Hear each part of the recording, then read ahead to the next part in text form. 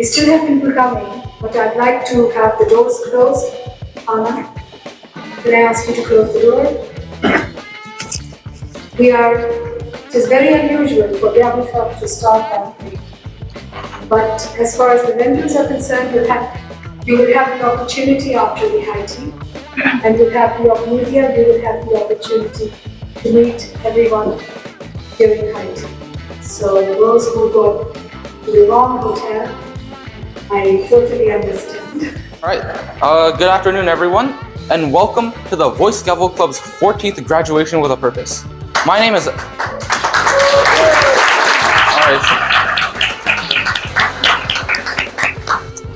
My name is Alex Wu, and this is Sarah Dato.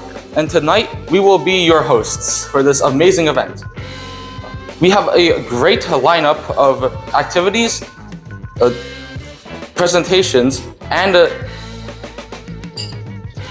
awards to celebrate the amazing contributions that our community has made.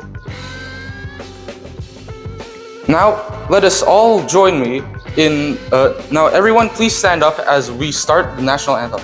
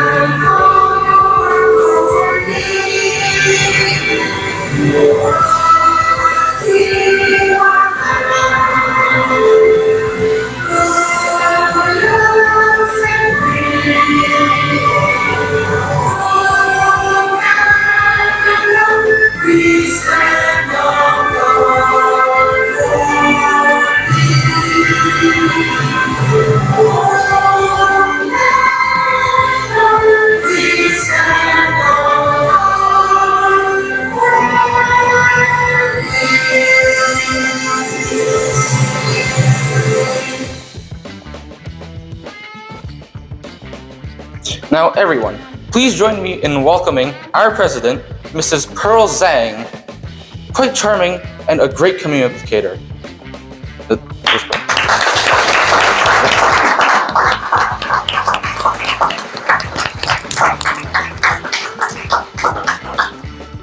The floor is yours, Pearl. Hello everyone, welcome to our Graduation with a Purpose 2024, 14 long years in Canada. So I've been a part of the Voice Gavel Club since grade 8, and now I'm in grade 12, about to graduate. And throughout my 5 years, I've seen it all. I've seen the club thrive even in times of the pandemic when we were all online and we reached our goal of raising 20,000 Canadian dollars. I've seen the club fall when transitioning back to an in-person dynamic. But time and time again, Gavel Club has stood standing, and here we are today. So welcome graduates, Ms. Sadie, senior presidents, Gaveliers, family, friends, and all of our supportive guests. Today, we're not just celebrating an epic journey in public speaking and humanitarian leadership, we're also here to make a difference. We have a purpose. So, let's get to it. Everyone has worked super hard to get here, facing all kinds of challenges.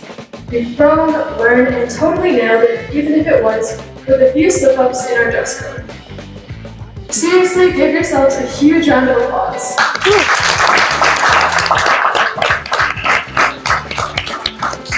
I'd like to give a huge shout out to our amazing Mr. and Mrs. Zadie, parents, vendors, sponsors, models, volunteers, esteemed speakers, and supporters. Without you, we'd probably still be mumbling in front of a mirror. Your dedication and passion have helped shape these incredible young leaders. And parents, you're the real MVPs. Thanks for all the late night pep talks, rides to meetings, and everything in between. We definitely wouldn't be here without you.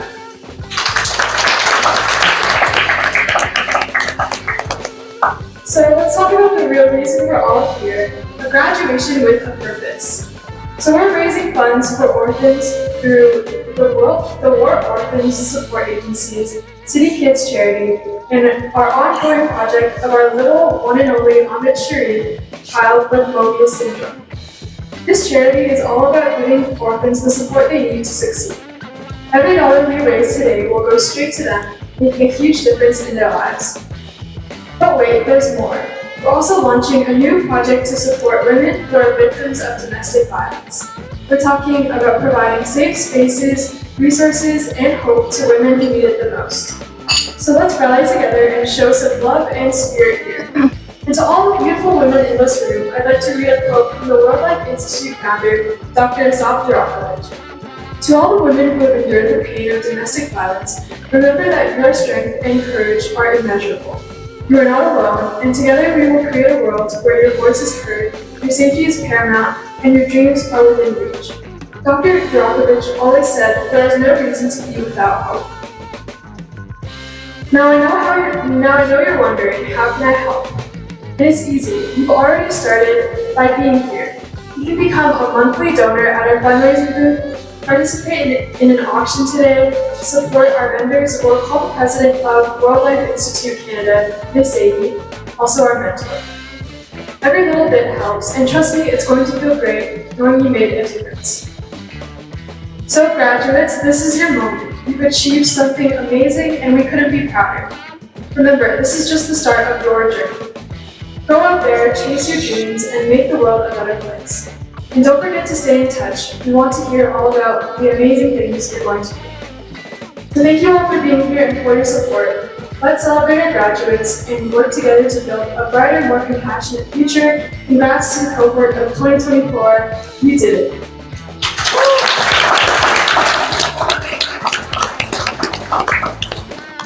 And Ms. Sadie, kudos to you. We were definitely not the easy lot. Containing us might have been quite the challenge. Thank you. Thank you, President. Next, we have a special presentation by Ritesh about the Gavel Club and World Life Institute. Where do we even start with Ritesh? Our very own charmer and Vice President of Education. While some of you might think Ritesh has been focusing on learning project speeches, let me tell you a little secret. He's been perfecting the art of charm, especially with the ladies. Seriously, this guy is smooth. Girls, you've been warned. Watch out for this one. But don't be fooled by his playful nature. When it's time to get serious, Ritesh transforms into the epitome of empathy and natural leadership. His ability to connect with people on a deeper level make him an invaluable mentor's pet. So let's give him a warm welcome. Everyone, Ritesh.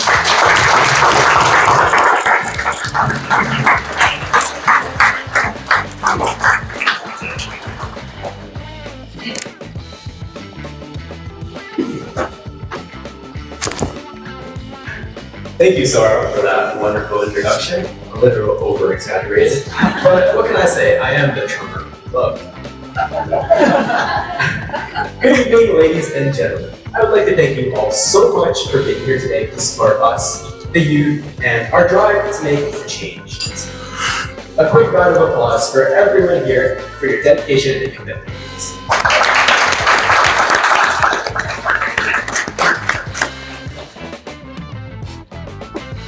So, before we even start our wonderful evening, I want to take the time to inform you all about who we even are. First of all, you guys are probably thinking that we're part of the Men in Black franchise with our amazing suits, but let me tell you, there's more to just looking tip-top. Boy Scout Club. We are a non-profit youth organization affiliated with the Toastmasters International. We are a dedicated youth-led organization focused on enhancing our public speaking skills and leadership skills with the help of our mentor, Ms. Sadie.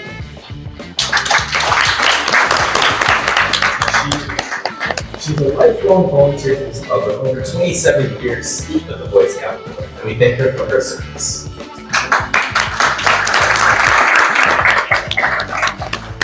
However, Ms. Sadie doesn't just teach us to be leaders. sometimes we have to teach her. Oh, There's this old saying of her that goes, "There's no such thing as a stupid question." Ironically, she bothers all of us to find out why her broken computer doesn't work. Help me, the screen isn't turning on. There's something called a power organization. Now, it's not just this year's Cavaliers who had to deal with these smart questions. The questions date all the way back to 2010. This is when the club's founders, Robin Hu and Benjamin Deng, started the club with hopes to help out international students hone their public speaking skills and better their English to persevere in the future. Now, our two founders have graduated from UIT Rottman, and they are continuing to help wherever they can to our club and our members. Building on their legacy, our club has prospered so much in the last few years, and we're thanking them for taking the initiative to create the Boy Scout Club. Moving on to what we even do. First of all, we lead. We set an example to the youth in this generation and create our own goals that have paved the way to a better future, whilst also keeping the conduct of our club. Now, leadership comes in many forms. We have a team of office bearers who oversee the rest of the club and act like the parents of the house. Starting off, we have the president, Pearl Zhang, as you guys have already met her.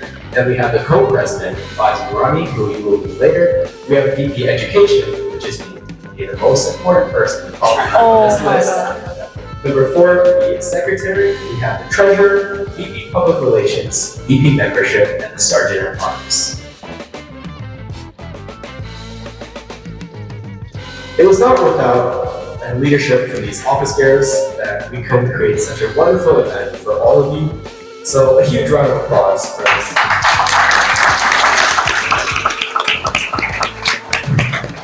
That's great. oh, We also persuade by enhancing our communication skills, exercising healthy competition between us Cavaliers, and we use our skills to put it into practice. There are 10 projects that you must complete before becoming a competent Cavalier. The icebreaker speech, the prepared speech, and the debate, to name a few. This year, we took a challenge and participated in the Global Nuclear Awareness Program, where 4 Cavaliers, including myself, participated in an event where we presented to over 180 people about the downsides of nuclear energy. Finally, we inspire. We aren't just working for ourselves, but each and every one of us work and strive to better the world and our own lives.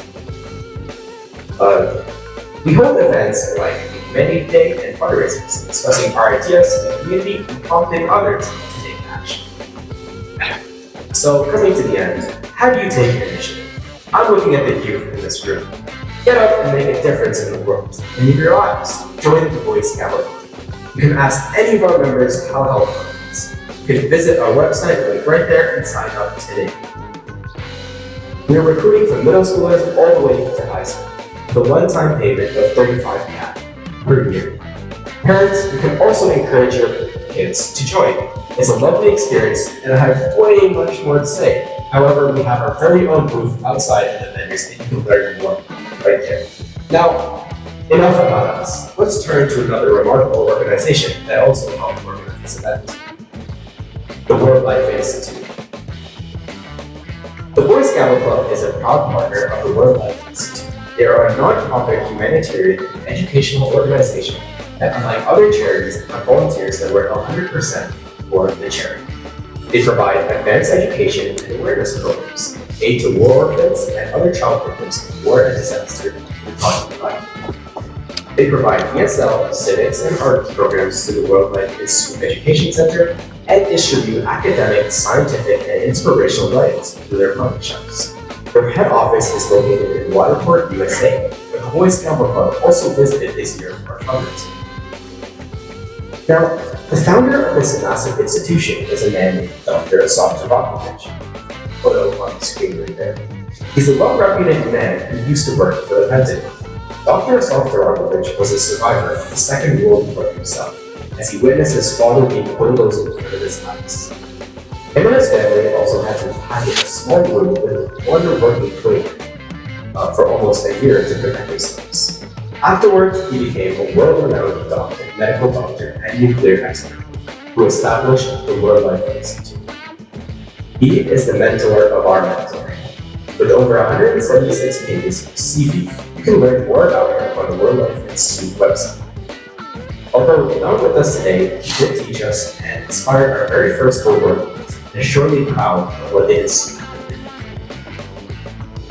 Concluding with the World Life Institute, I want everyone to acknowledge a small, but very impactful quote from Dr. Asaf Dr. himself. There is no reason to be without hope.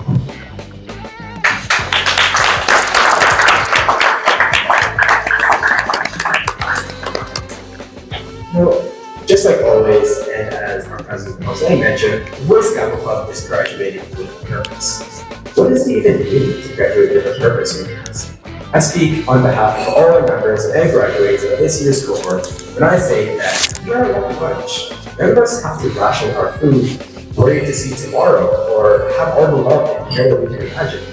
Why should our peers on the other side of the fence suffer for decisions made for them, suffer for something they didn't do, suffer when they just want to live? Ask yourselves this: what is war? Why should it even happen? Where does it leave the global community? Our purpose is very important to us because it keeps us close to reality. It keeps us away from doing the sin of ignorance. It nurtures our soul to be awake, to serving and sharing, and most importantly, as students, we walk the journey of true knowledge rather than ignorance. What I am about to talk about will take us to the journey of which none of us have probably experienced, but many are victims on a daily basis. Maybe even now, as I'm up here speaking, there is someone being killed for existing, someone being abused, or someone even suffering. There is an imbalance in the world's ways because of race, power, faith, greed, and culture. We created our own boundaries to allow humanity to suffer. We are our own enemies. This brings me to our very first cause for today, war weapons. I ask you all to please direct your attention to the images on the slides while listening to this part of the presentation. These images were taken and sent to us by the World Life Institute. Take a look at the malnourished children. These photos. Look at the clothes they're wearing. Do they feel dignified? Do they feel important? Take a look at the eyes of these children. Do you see any hope in them? These children, they are silenced, knowing nothing but fear. And what's to happen to them if they live in this fear constantly? Won't they feel in despair? It's our job to restore their hope by bringing them to the peaceful side, fulfill the freedom that was once snatched from them, by giving them the love and affection that they never wanted, by giving them friends and family, giving them education and creativity, to give them joy in their little lives, and to give them fun. To let these kids become kids all over again. To bring their once healthy bodies, to bring back their once healthy and strong bodies. And to give them the medical attention that they were never given, the dental care, the eye care, the advanced care in some situations, and the medical aid. For example, this is Sabir. He's a war orphan from Afghanistan, whom Miss Sadie herself brought back to the US in 2009. He suffers from hemophilia, a disease that impairs the body, making blood clots. He's now successfully a nurse and married with a child. Many volunteers help these war orphans in their rehabilitation centers and send them back to their homes with confidence and knowledge. They are given a grand welcome from their family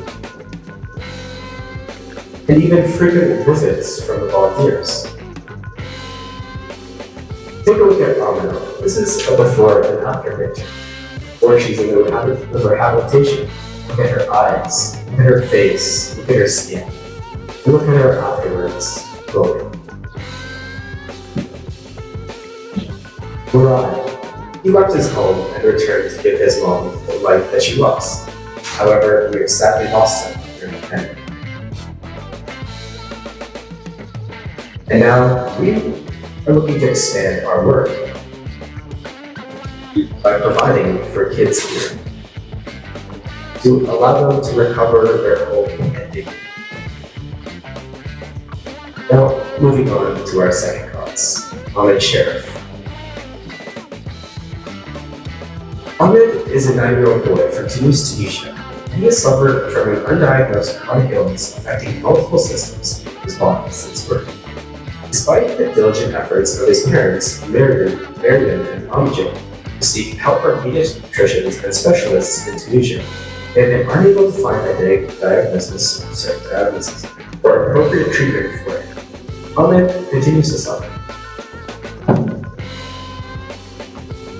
He suffers from left side facial paralysis and a split tongue, preventing him from properly chewing food.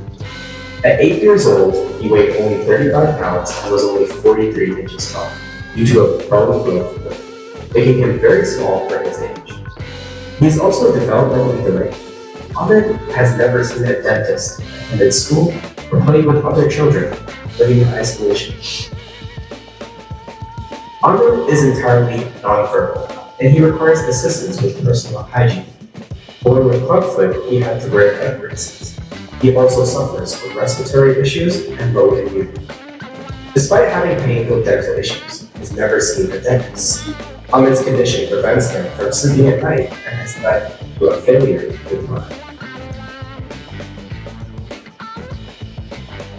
He's a patient at Golisana Children's Hospital in Rochester. He has been referred to consultations with surgery, gastrointestinal, and oral-facial teams. A long series of tests and assessments lies ahead for any real diagnosis and treatment plan to be established. He's been under the care of the World Life Institute since January of 2023, and everyone is so glad to see him improving.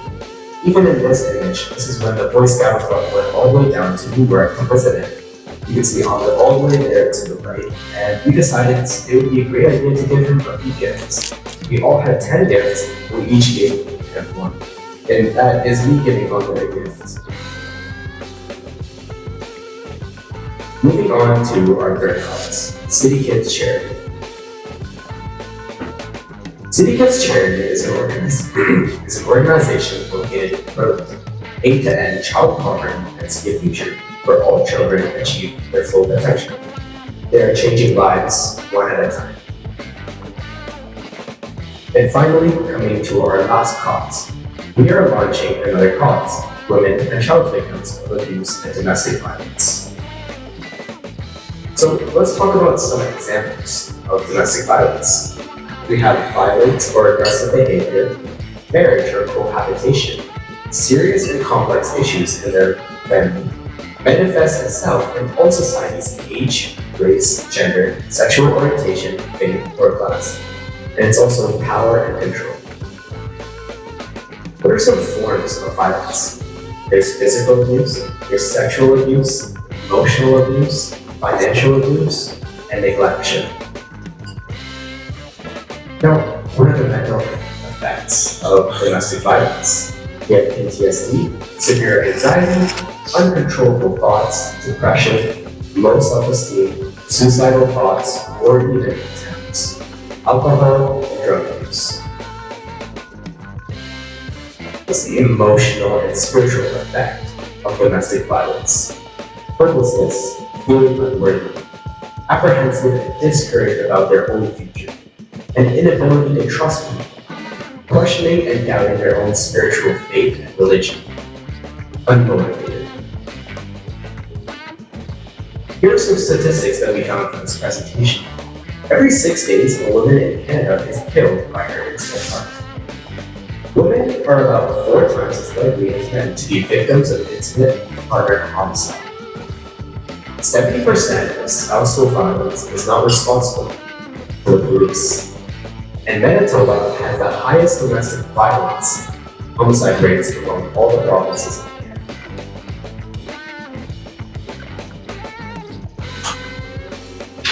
Take a look at these posters that we found online.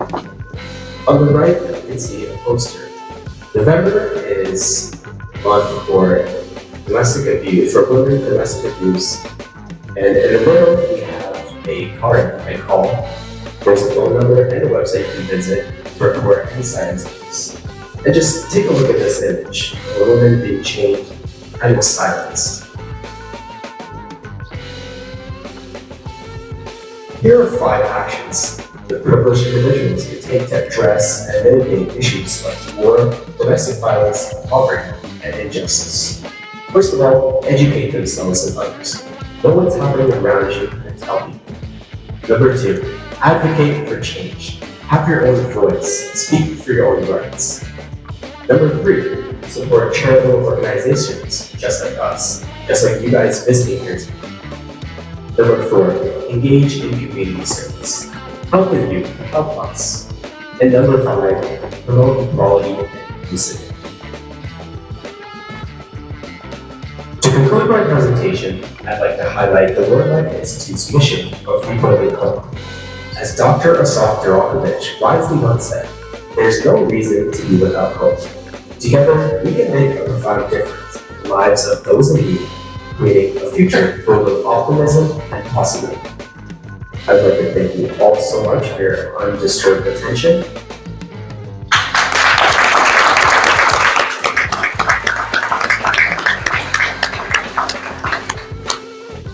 While we move on, please take a moment to stare at this poster and understand what's going on. Thank you, Ritesh. That was an amazing presentation. Up next, we have Wali Shah please welcome him to the stage.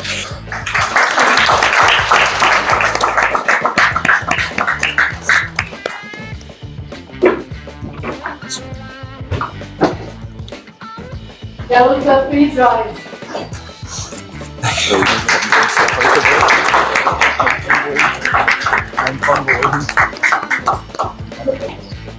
Yeah. Guys, thank you so much, guys. And good afternoon, everyone. How are you guys doing today? My name is Wally, and I was part of the Gala Club for one of your meetings just a few months ago, so thank you for being back. And a huge congratulations to all our graduating students. Let's give a round of applause.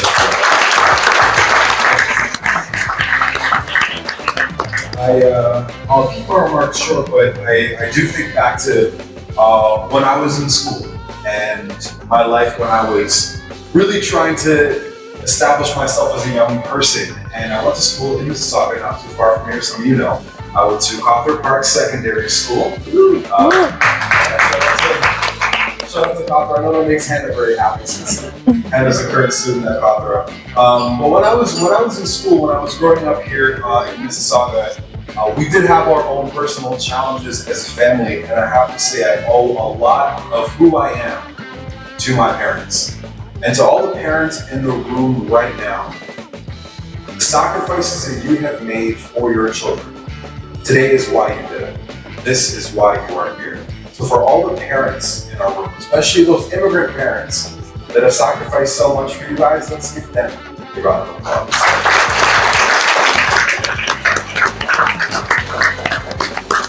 And so I think often back to my family, especially my mother, and we come from Pakistan, we're South Asian, and we're Muslim. And so growing up, we had our struggles with culture and assimilating to Canada, my parents learning the English language. We also struggled with money. Finances were always very tight for us. And I remember we were so poor, there were days where I had dry cereal, no milk, and I would go off to elementary school because my parents just didn't have money to buy milk. We were so poor. I make this joke to my friends all the time. We were so poor that if a thief came to our house and said, "Hey, where's the money? I'm gonna find your money. Give me all your money wherever it is," I'd be like, "Brother, I don't know where it is. Let me help you find it." Like, we were that poor. And I think about those moments and how those moments actually defined who I was. Because it was those difficulties and those challenges that made me understand the value of empathy. Graduation and graduating isn't simply just about finishing high school or going off to university or finishing university and going off to the workplace. I think it's about learning, and you all learn throughout life. And one of the greatest things that I learned from my own personal experiences growing up with these challenges was to be able to empathize with others. And as I mentioned this, I think back to a couple of slides that were played here, especially about children internationally that are impoverished. They don't have the opportunities that you have here to go to school, to be able to be in an event like this, to be at a club like Gavel Club. There's millions of kids that don't have opportunities like this. And a few years ago, I got the chance to go back to my home country of Pakistan. And when I went back to Pakistan, I was a grown man now, 27 years old. And I haven't gone back since I was like 10. My grandmother passed away, we visited as a family, so I haven't gone back in 17 years. And to be honest, as a part of the culture here in Canada, if you don't work to retain your cultural identity, you often end up losing it as you assimilate. So I wasn't very fluent in our native language, but over the past couple of years, I have really made an effort to learn my language again. So when I went back to Pakistan, I was able to speak Urdu and communicate with the people and learn about their struggles. So I was there for a humanitarian trip. I was there with an organization called Muslim Hands. And Muslim Hands build wells and schools and hospitals for people that are impoverished. And so we were in a very remote area in the desert in Pakistan. Some of you might be familiar. In Pakistan, you know today? Yes. So some of you may be familiar. It's an area called Fort Abbas. Fort Abbas is a very desolate desert area in Pakistan. And so we're traveling through this desert and we're on our way to build a water project, a water filtration project for the desert community. And as we approached, we're in a bunch of Jeep SUV cars and there's a body of water. It's like a man-made pond. And as we approached, one of our tour guides was telling us that this is where the village and the children drink and get their water for cooking. And they use it for wudu, for ablution when they pray. And I remember walking up to the water and seeing it, and it was green. It was green. And as the villagers started approaching the water, they bring all their cattle with them. On one side of this water, you have children bathing, drinking, making wudu to pray with this water, and on the other side of this exact same pond, you have cattle that are bathing and defecating. Can you imagine seeing something like that? We are so privileged in Canada. We're so privileged in the Western world. Sometimes not being exposed to these things can cause us to live in a sheltered environment. But as you graduate, I want to really urge you, at whatever point in your life, travel and see the world, meet the people, learn their language, speak to them and ask them questions. There was a kid that I met there. And again, my Urdu was not very, very strong, but I could communicate with him. And I was asking him about what he wanted to do the most in his life. And you know what he said? He said, I want to go to school. I want to go to school. Now, how many of you in the Youth Gavel Club skipped school this year? Raise your hand. I'm joking. I'm joking. But when we think about, when we travel and we meet these people, when we think about their circumstances, when we empathize with them, we begin to appreciate our lives so much more. Again, learning is every day. Graduating is every day. I urge you, as you move forward in this next chapter of your lives, take the time to meet those people that you advocate for. Don't let them just be statistics or images on a PowerPoint presentation, but let them be people in your mind. The boy that I met that day, his name was Bassam. 11-year-old boy from Fort Knox. And I wrote something poetic after meeting that I want to share with you today that hopefully encourages you all to think about whether you can make a contribution towards some of these causes. This is what I wrote. What if you were left an orphan and you never went to school? Before you held a pen, you learned to hold a tool.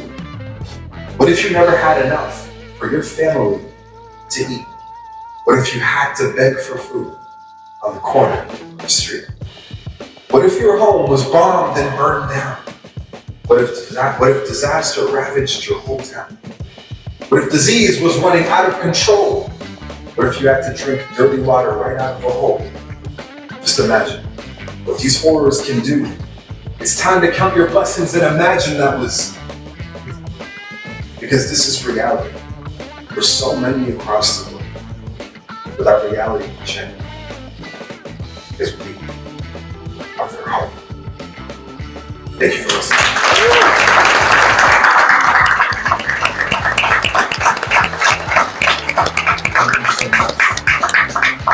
I'm gonna wrap it up there, but I just one more time want to congratulate all our graduating students and all the families. I'm so proud of you, and best of luck in this next chapter. Thank you so much for having me. Thank you, Wally.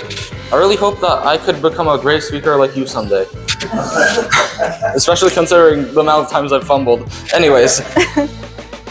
Up next, let's welcome Zaina and Zaman Zaidi, our little speakers and ambassadors of humanity.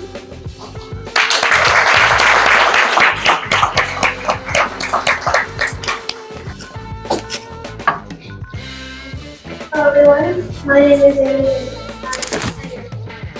and I'm proud to be standing here before you because I know times can be tough, especially regarding war, health in our world, and mostly just trying to support our families. Therefore, I've decided to talk about the children my age and younger who have lost their families due to war and the parents constantly worrying about them.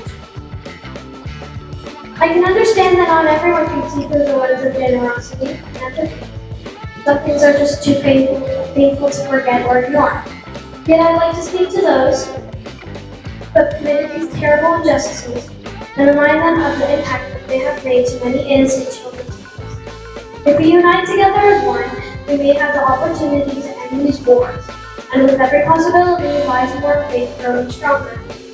By doing this, we can spread awareness to those who are unsure of what's happening in today's fast-paced world. The solution lies in fostering empathy, spreading awareness, and promoting kindness and generosity in life. Educating people and children of this is an important example of being a leader of compassion for the community. To everyone in the audience, you have the power to make a difference, and your only limits are the ones you set for yourself. You can choose your goals, pick your path. Finally, imagine if you were one of these poor children. How would you continue to have hope every single day? Thank you for listening and for your time.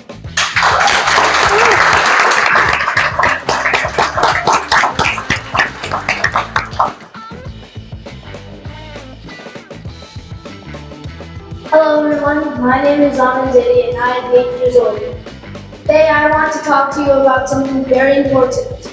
About kids my age who don't have a mom or dad because of the terrible wars happening around us. These unfortunate kids are called war orphans. War is very bad. It makes people fight and lose their homes.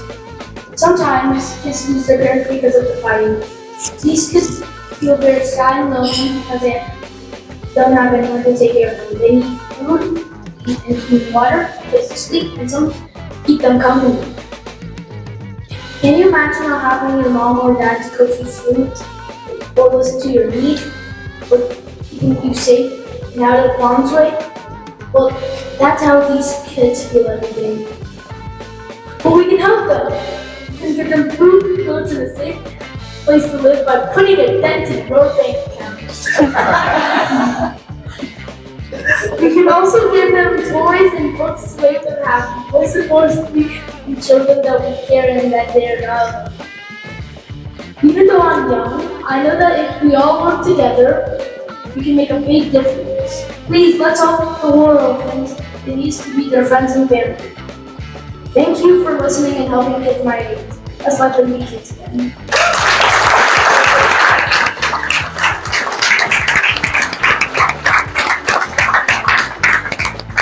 Thank you, Zaina and Zayman. You're both very brave for coming up today.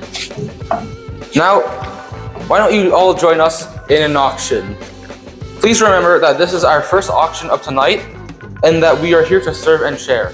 The title of the piece is called Children of the Disconnect. It's good. It's made out of acrylics, silver foil, and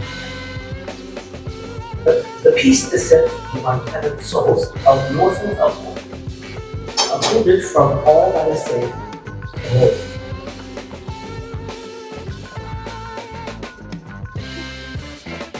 In the silent auction, it was started with 150 and has gone to 180 now.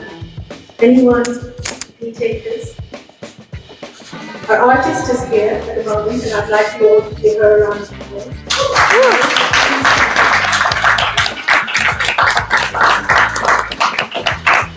It also has a booth outside, so please, any takers?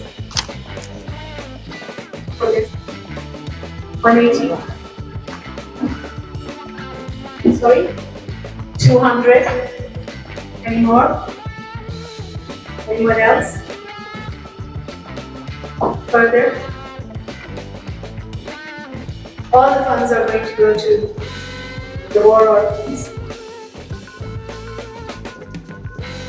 Can we see? So we're going to go down and show her from the first page. That page here.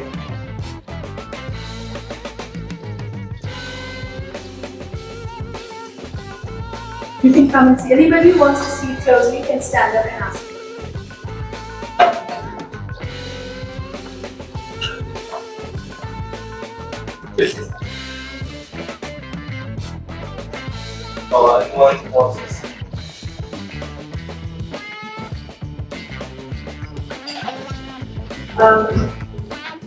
I've got a bidder for 220 online.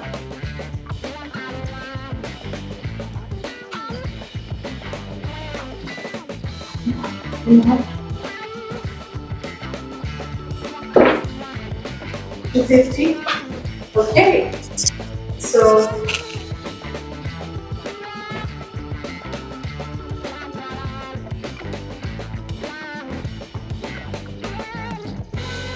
all right then. 250. What do you say? I have no idea what you say.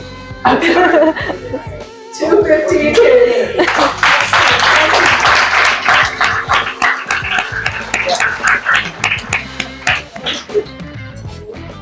So give it to Miss. Yes, card also.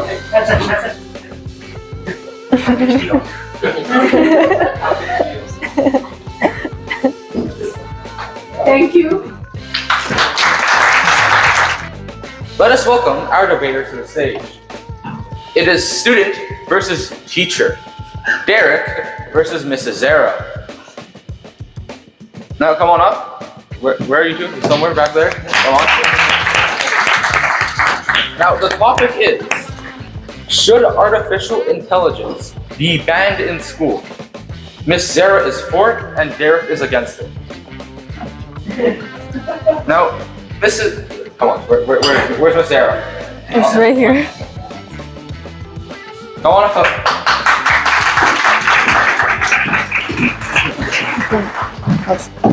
Welcome, Miss Zara. Trust me, you'll need it.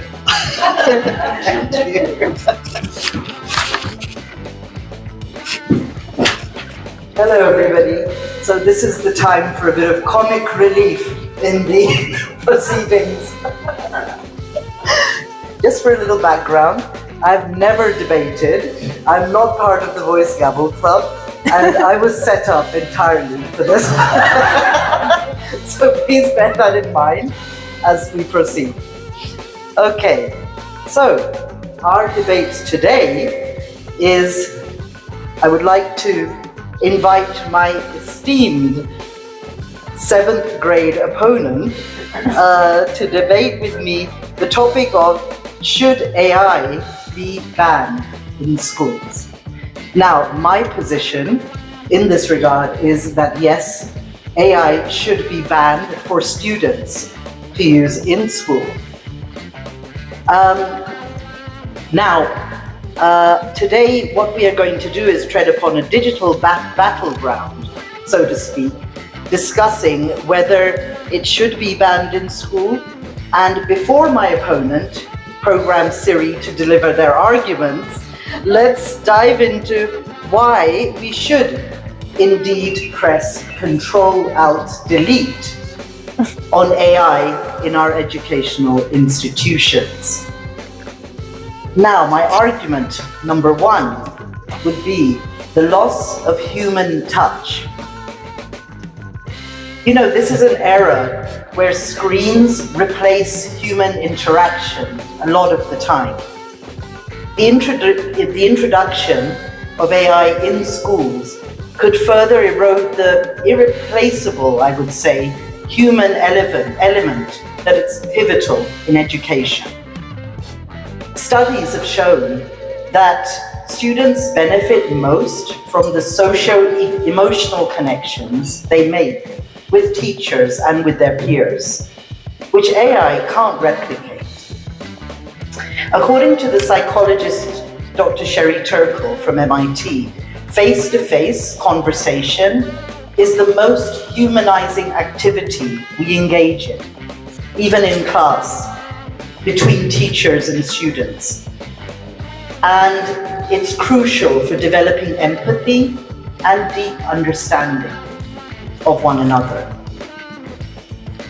Now, imagine, a world where AI is your teacher. Siri, can you help me with my problems? Yes, I found 12 therapists near you. So, what I want to say is that this is a serious concern that the human connection is in danger of being broken by artificial intelligence. Which brings me to my second argument, which is regarding privacy concerns. Now, the use of AI in schools has in the past and probably will continue to raise many significant privacy concerns. With constant data collection and harvesting, there's a real risk of sensitive student information being mishandled and systems, learning platforms being hacked into, which has been the case in the past, and unfortunately, school boards have dealt with this in reality.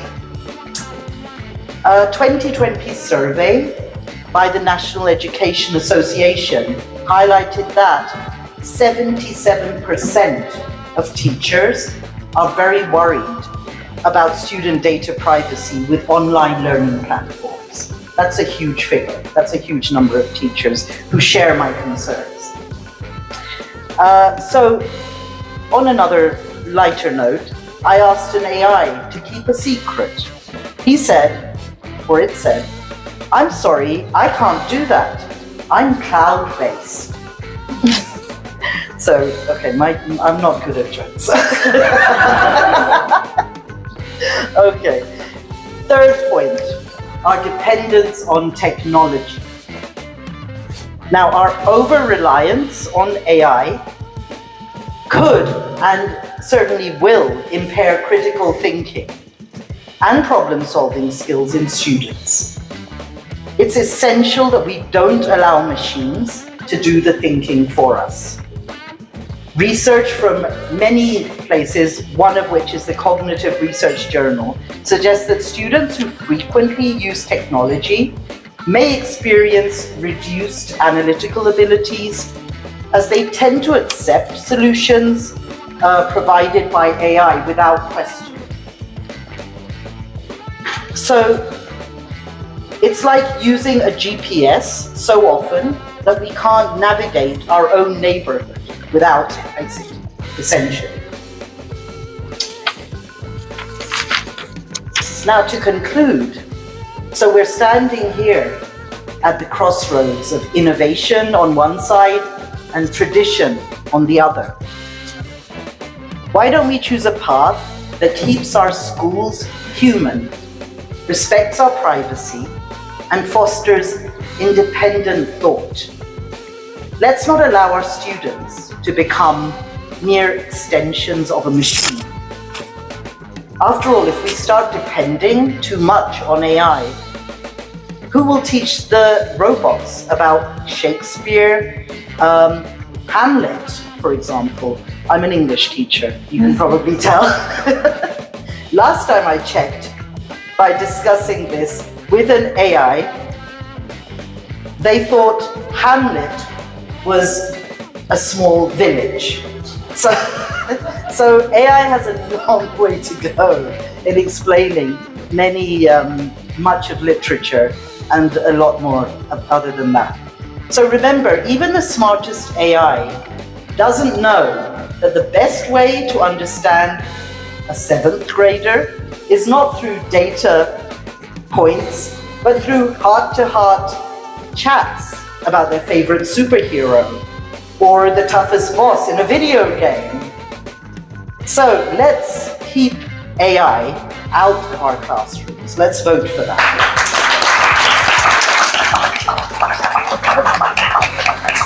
Not in order to stop progress, but to nurture the very essence of what keeps us all human.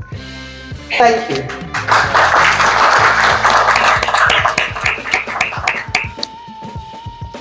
Over to you, Jim. Testing. Is this audible? Yes, can you all hear? Yes. Good evening, my friends. I am the spirited 7th grader that my opponent has become. It seems like almost everyone seems to forget that I'm in grade 8. So, irrelevant tangents aside, I would like to move down the path. The objectively better reality that my opponent is trying to take away from us. They're trying to take away the schooling that we once could only dream of. They're trying to take away the schooling that we deserve. We deserve the most vulnerable members of our society no longer having to spend their lives in a comfort. So ladies and gentlemen, help yourselves and your children fill out AI in schools. So what will I be doing for you today? I will be giving you my 2 constructive points on why AI should be allowed in schools, and then I will be having a period of refutation where I will report my opponent's arguments. So, on to my first point. AI can help personalization for the curriculum of the children. AI basically learns from data and experiences given to it, and then it improves on itself over and over again. This is called reinforcement learning. So to start off, I would like to ask the audience a question.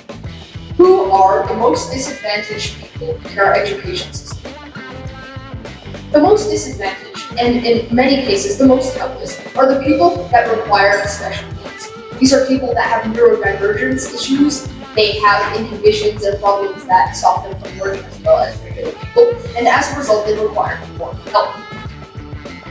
They require curriculums and learning materials that are specially catered to their needs. However, this is incredibly costly and very hard for social workers and their parents to do.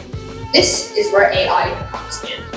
For example, AI chatbots like ChatGPT can be trained onto your speech preferences, and then it can create curriculums, questions, and worksheets that are tailored to your needs.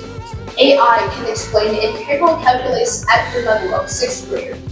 It can explain the concepts of linear square regression at your level. It can even give you suggestions of advanced sounding mathematical concepts to put in your domain. All that one needs is to simply ask the chatbot, and then it starts chugging away. It does the work.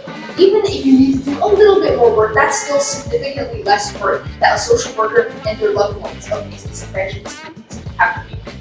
My opponent says that this would take away the human touch of schooling, but this is not the case. You see, caretakers and loved ones are still going to be there. They still need physical help. However, we believe here on side opposition that AI can help create this curriculum, which means that these social workers will not have to rewrite the entire Canadian mathematical curriculum just for 1 year of schooling, which can be made more efficient with AI. So, on to my next point. AI is the future. Not allowing our children to interact with AI will cause them to be far behind. And it's also the end. AI is a thing of the future, my friends. And it is possibly one of the biggest technological events we've ever had in the history of us. We can see it almost everywhere nowadays. You can see it on social media, trying to get into default scrolling. You can see it also on security cameras, and sometimes even on smart ovens. The list is endless. The most popular chatbot service, ChatGPT, averages 1.8 billion users monthly. This is nearly 1/5 of the world's population that is going and accessing AI. Artificial intelligence is here, and it has proven itself to be an indispensable part of our society. Tech support workers, for example, use it to streamline their careers, with chatbots taking the more clerical problems, whereas trained professionals can actually spend their time being much, much more valued at the higher level jobs. If we were to confiscate this amazing technology from our younger generation, they will fall behind. They would fall behind to a problem that would have been completely preventable. The newest generations would be thrown into a society that had revolves around a single thing, AI. However, our newest generation would have no idea what it is. They would have had their earliest childhood being herded away from AI, and thus they would not know how to use it. This would put them at a great disadvantage. This is also added to the fact that it is incredibly hard to regulate. As many schools right now are allowing children to bring their computers into classrooms, teachers are already finding it hard to make sure that kids are on the right tabs and not playing Fortnite. School systems have tried to block applications on school laptops, but kids would always find a way around this. If the school system tries to regulate the usage of AI, it would be nigh impossible, and good for nothing else other than generating ridicule in the school system that is already down. So now onto my refutation. My opposition has given you a point that if you allow children to use AI for long periods of time, they will start to rely on it, and then their analytical skills will start to degrade. Well, yes, and they will start to be big. My opposition also said that this would create a dependency on AI, and sometimes AI is rarely wrong. While yes, AI does rarely spit out correct information, this is not at the fault of AI. AI is trained onto a data set that came from the internet. None of the stuff that ChatGPT is telling you is made up by itself. It all found it somewhere on the internet. This is where my opponent's argument falls apart, because their problem that there's misinformation is not exclusive to their own point. The problem of misinformation exists as long as there's no internet, and I believe that an internet exists in the world, which mitigates their argument. They also said that children will forget how to think analytically because AI will do everything for them. However, this is not true because there's no incentive for them to use AI for their grades. Those who have used ChatGPT before can relate and are pretty familiar with the concept that chatbots are great at yapping, or essentially they are great at giving you a full essay without much substance or content. Teachers mark your essay based on this content, so if you just put it through ChatGPT and copy paste, you're not going to get very good mark, which means there is a very, very low incentive for children just to plagiarize from ChatGPT. My opponent has also flagged some privacy concerns. They said there is privacy concerns regarding AI, but they really never gave a good reason. They gave us a statistic about how 77% of teachers are worried. Wow, they're worried. That's great. That doesn't really tell us much. I assume that they also never said how this privacy is going to get leaked, but I assume that this is similar to how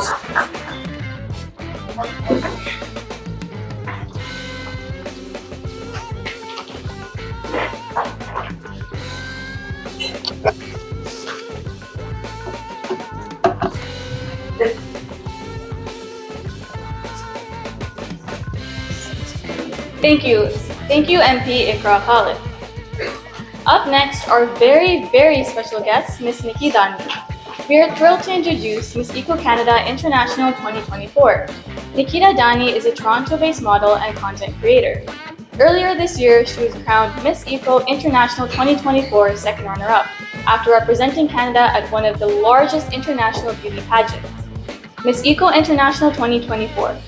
Her versatility shines through her diverse modeling portfolio, spanning editorial, runway, photography, music videos, and commercials. A graduate of York University's business program, Nikita holds a Bachelor's of Commerce honors degree specializing in supply chain, with 10 plus years of experience with MC work, event coordination, and performance. Nikita has been invited as a singer and guest speaker to various events. Nikita grew up learning music and began teaching music to children a few years ago. It was through teaching that she realized how young people like herself and her colleagues can impart not only music education, but also life skills to the next generation. On a personal note, as someone who has experienced and overcome anxiety, Nikita is passionate about raising awareness of and breaking the stigma around mental illness. Let's welcome Miss Nikita Dani with a big applause.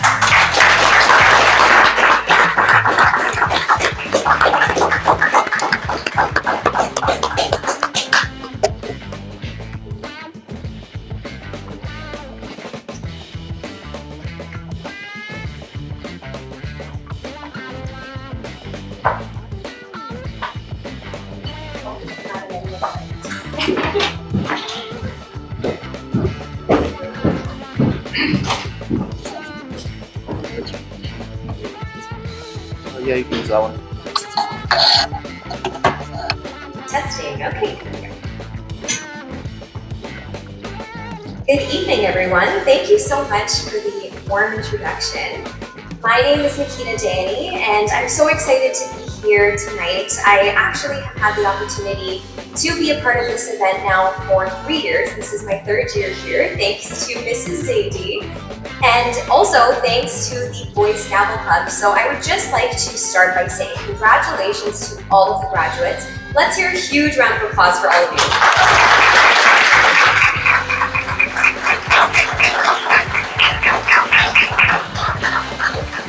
With my platform heels, I'm a little tall for this mic, so I'm just gonna switch over to this one over here. Hello, that's me. Turn it on.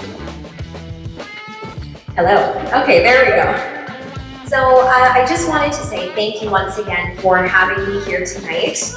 This event always resonates with me on a personal note because I was actually a part of my elementary school's Toastmasters Club.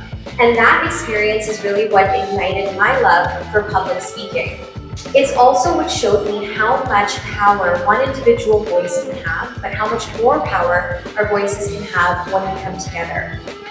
Not only public speaking, but also music, performance, modeling. These are all things that I've been so passionate about and I've been so lucky to pursue. And 2 years ago, I decided I wanted to pursue pageantry. Pageantry is something that has always inspired me. I've seen these incredible, talented, inspiring women who take to the stage, who perform, and who really advocate for the causes that are close to their hearts. And it's something that I've always wanted to do. So I applied for my very first provincial pageant, Miss World Ontario, and I competed there and won, which allowed me to compete nationally at Miss World Canada. And what followed is I was crowned Miss Eco Canada 2024. And I had the opportunity to compete at one of the largest international beauty pageants, Miss Eco International. It actually just took place 2 months ago. It took place in Egypt. It was one of the most incredible journeys of my life, and it is also something that taught me the power of resilience and the power of kindness. And that's really what my talk is going to be focused on today. So just like with the Voice Gavel Club, I know that you work very hard to prepare for your debates and also to prepare your public speaking skills just in general for your life. And so with anything, with pageantry, it's the same. There's a lot of preparation that goes into it. And the approach to the preparation is very well-rounded. So for example, we prepare by going to the gym, by training with a personal trainer. So I was in the gym for the past 2 years, 5 days a week, no cheat days, no skipping.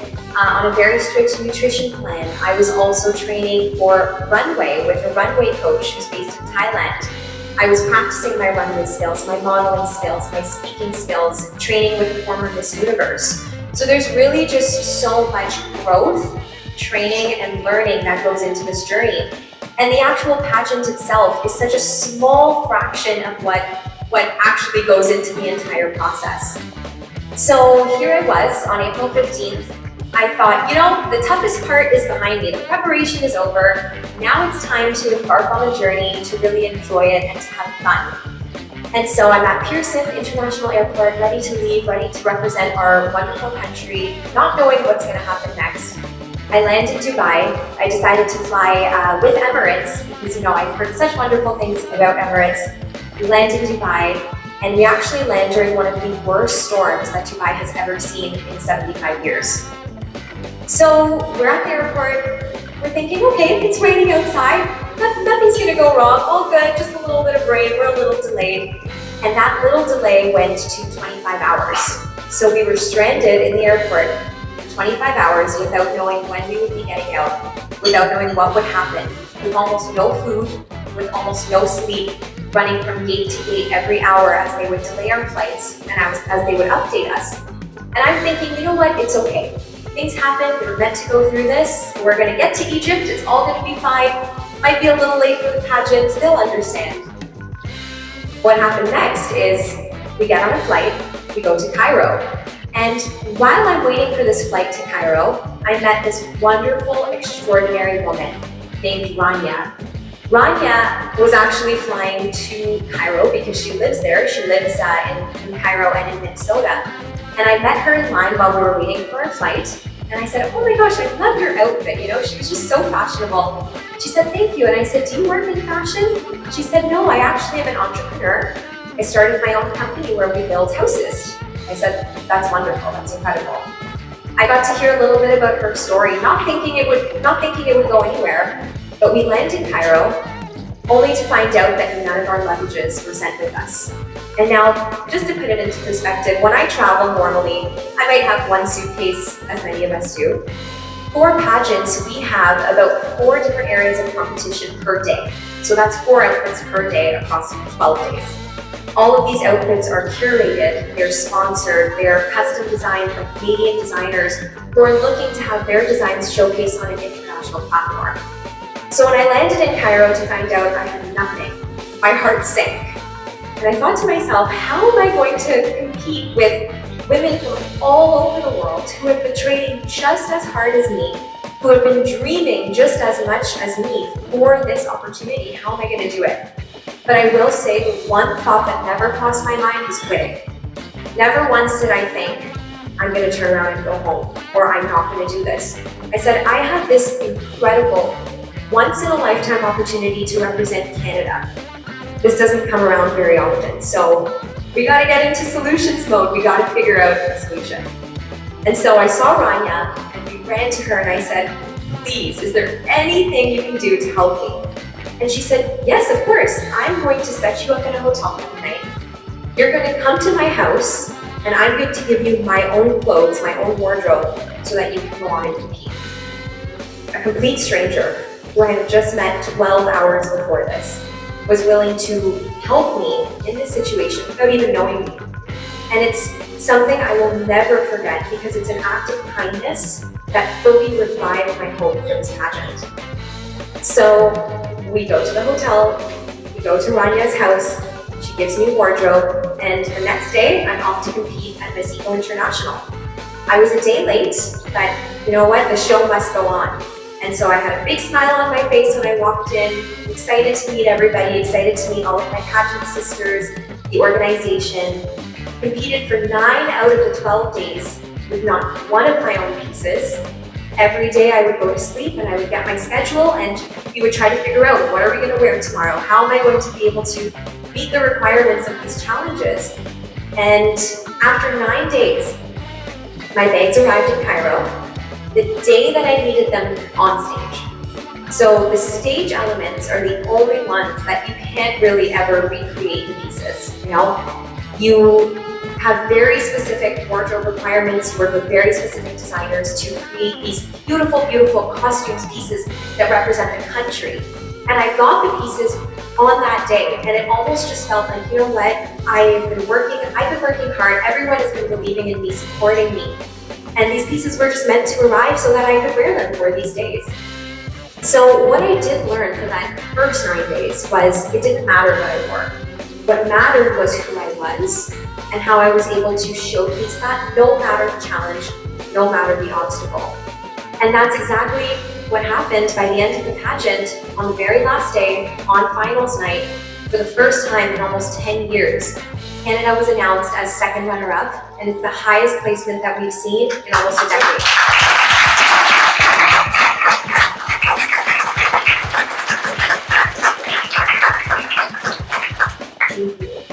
It was an incredible feeling, not just because I had achieved something myself, it's because I had achieved something with the support of so many. It was a team effort. All of my coaches, all of my pageant sisters who were there helping me, Rania, people all over the world who were calling me, emailing me during this pageant saying, hey, I'm in Dubai, I'm gonna go to the airport right now and see if I can get your bag. That was another complete stranger, Yusuf. Or people who were emailing me saying, hey, send me your bag tags, I'm gonna find your bags. Just the amount of kindness and support and love that I had through the entire process, so heartwarming, something I will never forget. And like I said, it's something that just brought back my hope and made me keep going and keep fighting no matter the obstacles that stood in my way. And what I want to say to all of you, to all of the graduates, is as this chapter closes for you, another chapter is about to begin, another exciting chapter. And it's inevitable that you are going to face obstacles, that you are going to face challenges, but I'm so confident when I see all of you that we are in such excellent hands with the next generation of young people, of youth. And I'm so excited to see all of the amazing things that you continue to accomplish. You have shown so much kindness in the initiatives that you're part of. You've shown so much hard work and dedication, not only with the Boys Gavel Club, but also with all of your endeavors. I'm so excited to continue watching all of the incredible things that you are going to accomplish. Thank you so much for having me. And with that, I would like to leave you with one final quote that has always really, really inspired me. It's by Walt Disney. All of our dreams will come true if we just have the courage to pursue them. Thank you so much.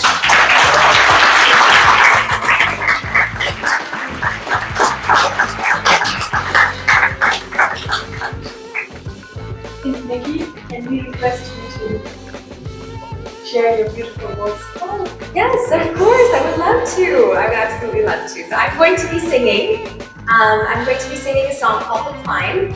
It's by Miley Cyrus, so some of you may or may not know the song, but it's really all about the fact that we are going to face obstacles and challenges and how we can push past them and still achieve our dreams.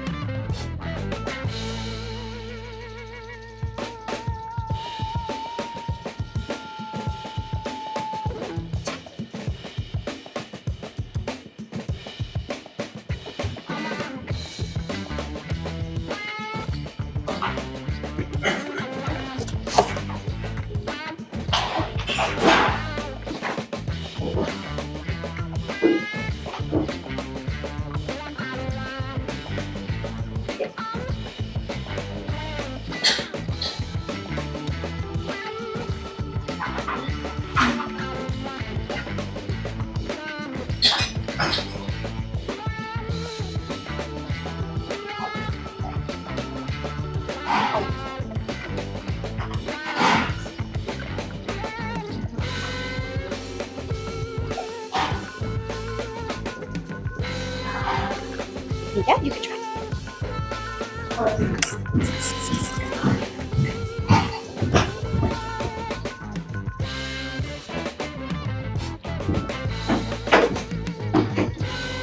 Anna, can you please come here? Our DJ.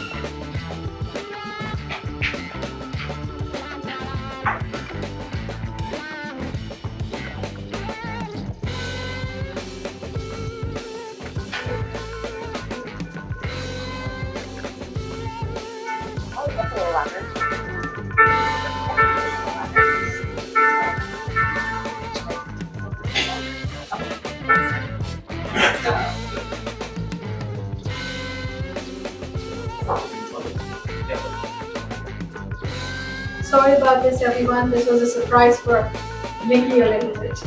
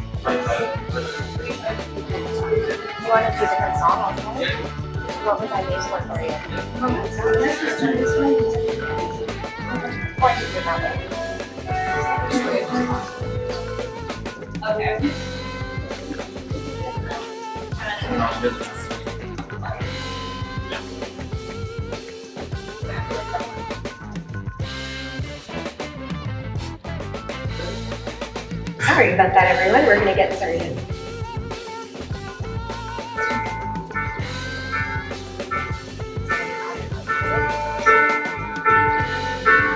Almost see it, that dream of dreaming, but there's a voice inside my head saying you'll never reach it. Every step I'm taking, every move I make feels lost for no direction. My faith is shaking, but I gotta keep trying. Gotta keep my head held high. There's always gonna be another mountain. I'm always gonna wanna make it move. Always gonna be another battle. Sometimes I'm gonna have to lose. Ain't about how fast I get there. Ain't about what's waiting on the other side. It's the clouds. The struggles I'm facing, the chances I'm taking. Sometimes they might knock me down, but no, I'm not broken. I may not know it, but vision of moments that I'm gonna remember most that. Just gotta keep going, and I keep trying. I just keep pushing on. Cause there's always gonna be another mountain. You're always gonna wanna make it move. There's always gonna be another battle. Sometimes I'm gonna have to lose. Ain't about how fast I get. Ain't about what's waiting on the other side. It's a cloud.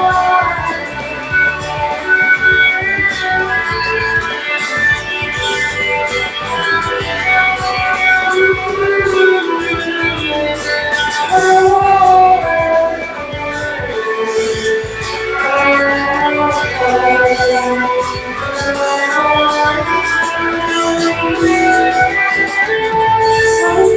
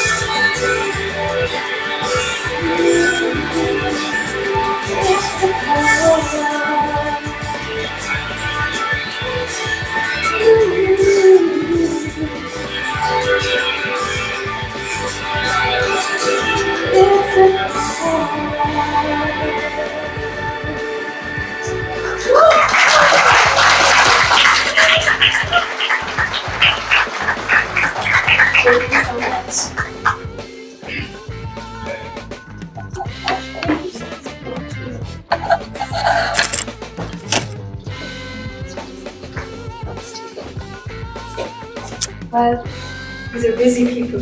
They take out their beautiful time and precious time for us in the Cavaliers.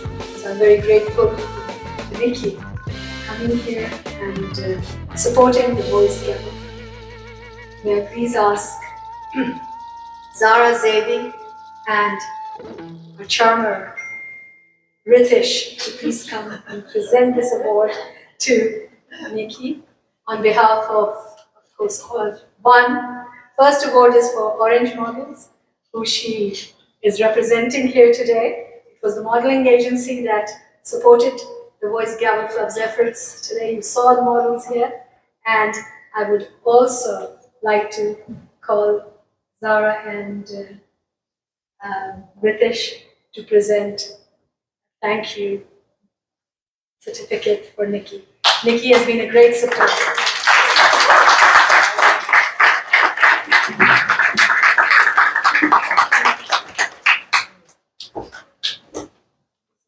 Zara, would you like to give this one to? I think I need to be out of here. Here you go.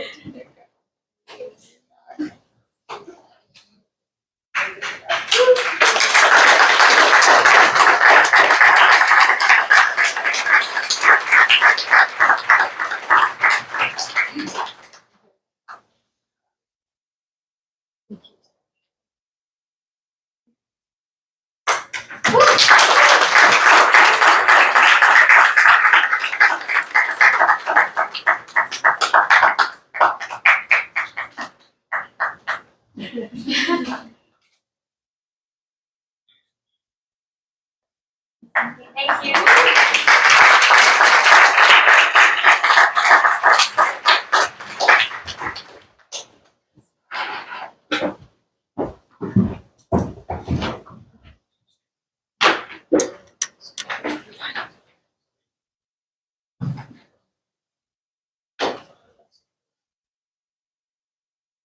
Thank you for that beautiful singing, Nikki.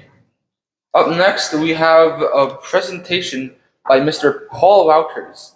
His story is extremely heartwarming, so let's give him a warm welcome.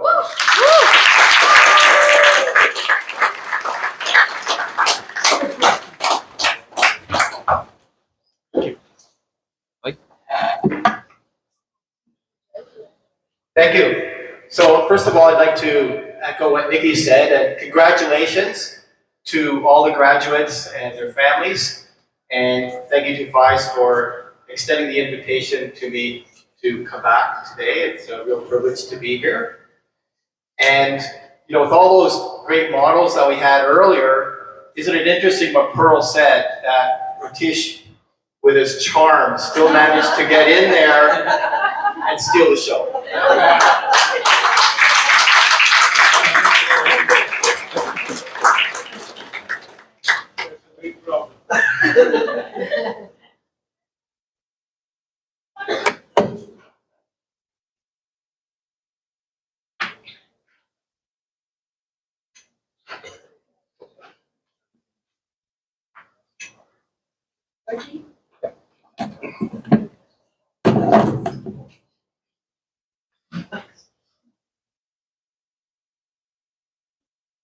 Now, holding up this sand timer, what do we know? We know that the sand at the bottom of the glass is a time that's passed, not to be retrieved, can't do anything about it. The sand at the top represents the future.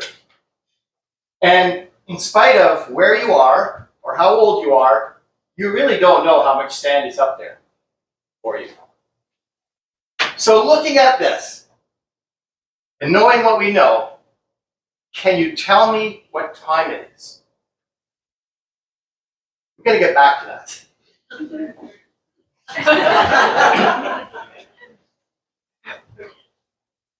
Mr. Paul, you have a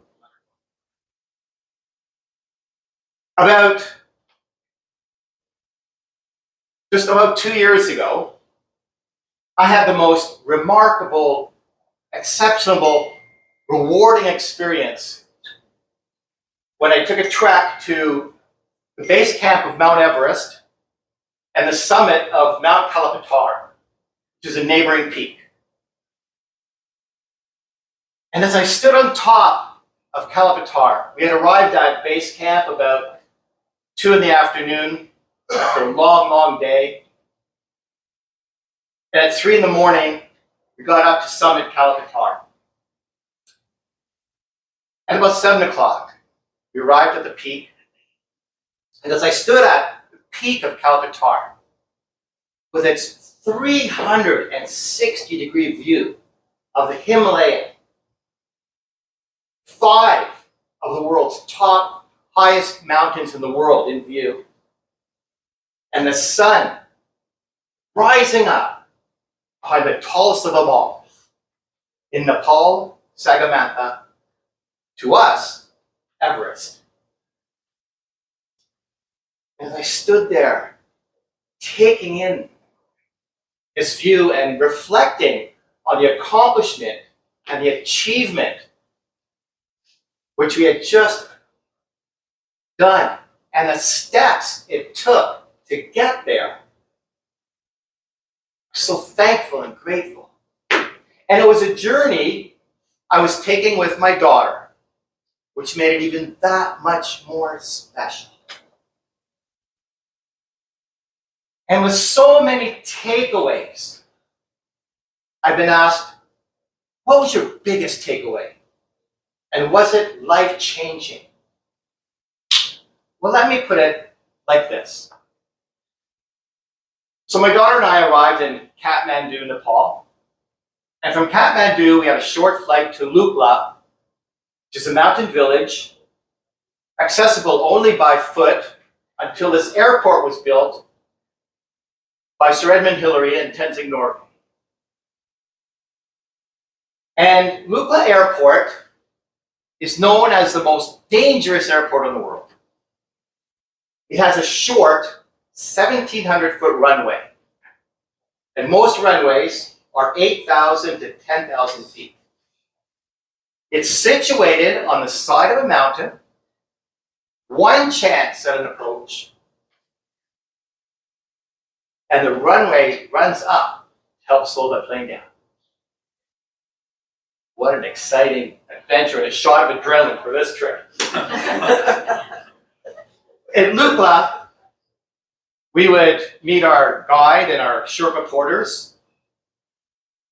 And from Lukla, it would be 9 days to Everest Base Camp. Trekking through some of the most beautiful forests, surrounded by the majesty of the Himalayas. Crisscrossing across a valley over 9 suspension bridges. A stop at a famous and remote Buddhist monastery. We had an opportunity to spin the prayer wheels, receive some blessings for our climb. The peak of Everest there in the distance. And sometimes,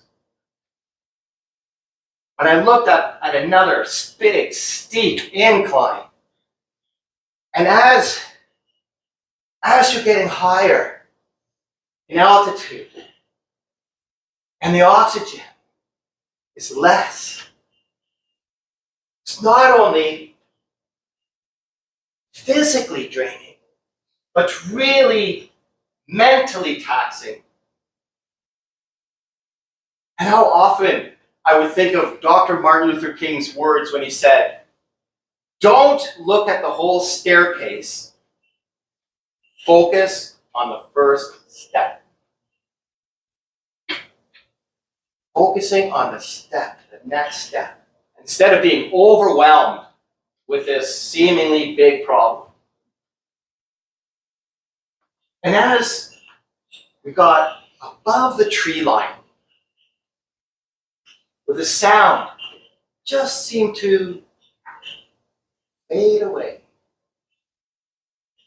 And the earth seemed devoid of life. I thought of the words of the spiritual teacher Eckhart Tolle, who said, if the earth were devoid of life,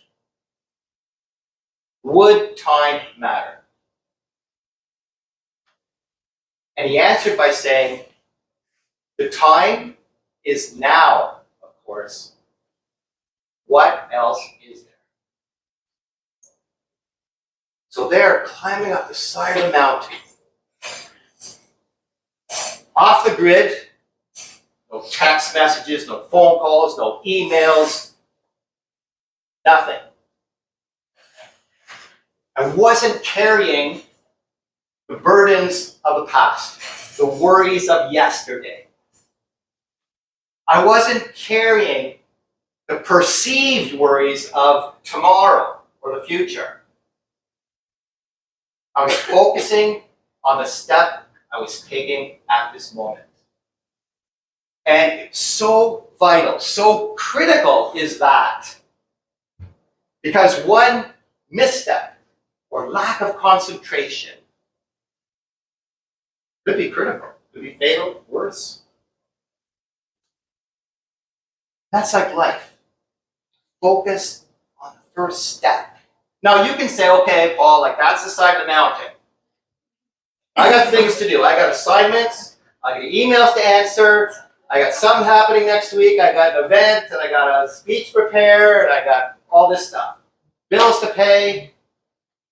This isn't to say to ignore those issues that you have. If there is something you can do about them, then do it now. Procrastination is a killer. If there's something you can do, then do it now. When you set a goal for yourself, and most people, 90% of people haven't set a goal. You went out the street, asked 100 people, 90 would look at you like, what? But when you do set a goal, when you know your goal and you know your purpose, you know where you're going. Otherwise, you don't even know where you're going, but you know where you're going. And the key to achieving the success is to focus on the step you're taking now. If each step is successful, you will assure yourself of getting to your goal. That doesn't mean you won't have a misstep or a little failure, but that's a key stepping stone to success. You might learn more from the mistakes you make rather than sitting back and not taking the step because you're waiting for the right time. It'll never be the right time. Time is now. A year from now, a lot will have happened. A lot will have changed. And you will either be in the same spot or you'll be somewhere completely different. Either way, it will have cost you a year of your life.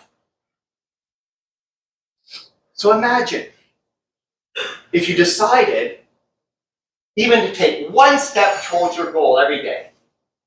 A year from now, you will have taken 365 steps towards your goal. Where might you be? And a year from now, you may wish you had started today.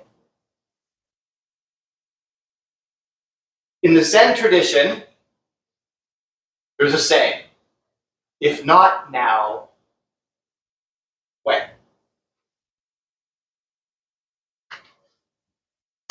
Remember the question? The sand at the bottom is a past not to be retrieved. Sand at the top is the future. You don't know how much is there. So, after what I've said, that's moving, that's changing.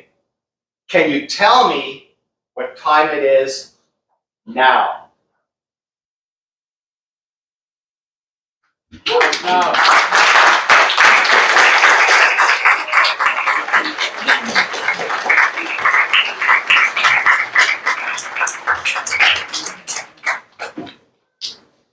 Thank you, Mr. Paul.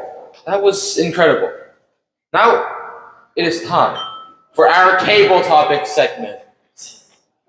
Yes?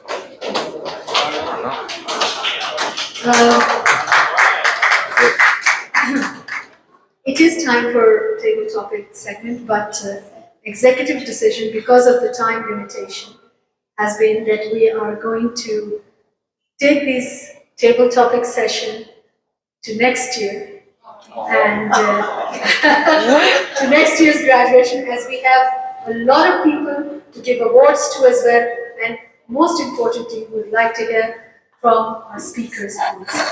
So this has been an executive decision, not Ms. Zaini's decision of the office bearers of the Gavel Club, as well as the table topic master and the people who are going to be selected to respond to table topics. Okay, thank you. So let's move on.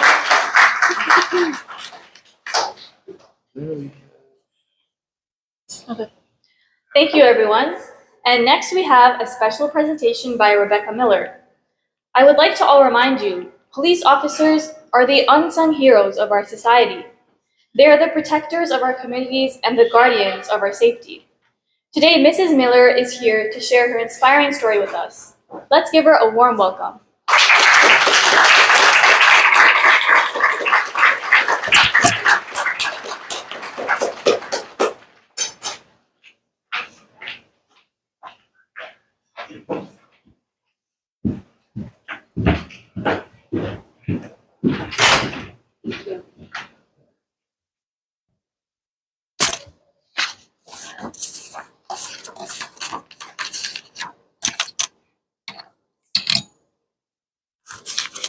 Good evening, everyone.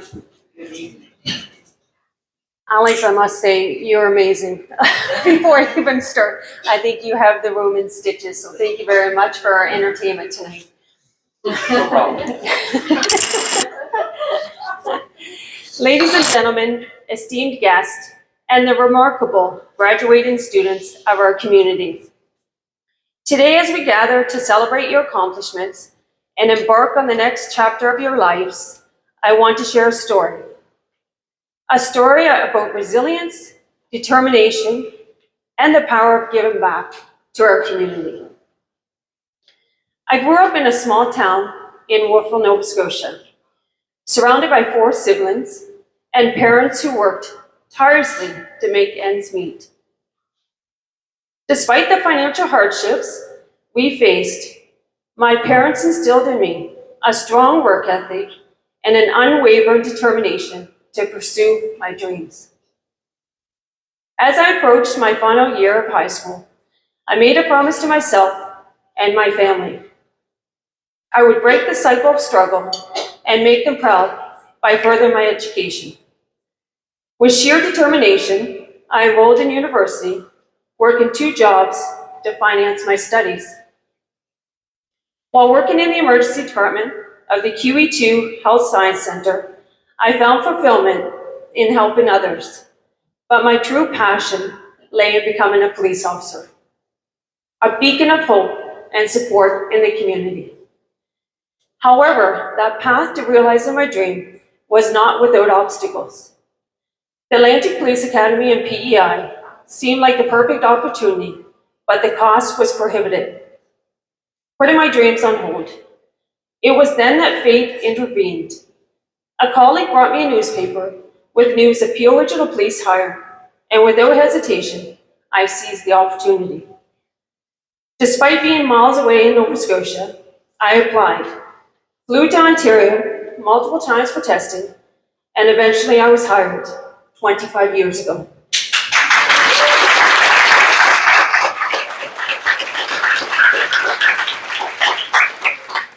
Leaving behind everything I knew, including my friends and family, I embarked on a journey to pursue my dream of becoming a police officer with Peel Regional Police. It was a leap of faith, a leap fueled by my unwavering commitment to give back to the community that has shaped me and supported me throughout my journey. Today, as an inspector with Peel Regional Police, I stand before you as a testament to the fact that dreams do come true, and anything is possible with perseverance and dedication. But more importantly, I stand as a reminder that true success lies not only in personal achievement, but in the impact we make in the lives of others. As you stand on the precipice of your own journey, I urge you to think beyond yourselves, to embrace the power of the community service, and to strive to make a difference in the lives of those around you. Your dreams are valid, and with hard work and determination, they can become a reality. So as you step into the world, never forget the power of giving back.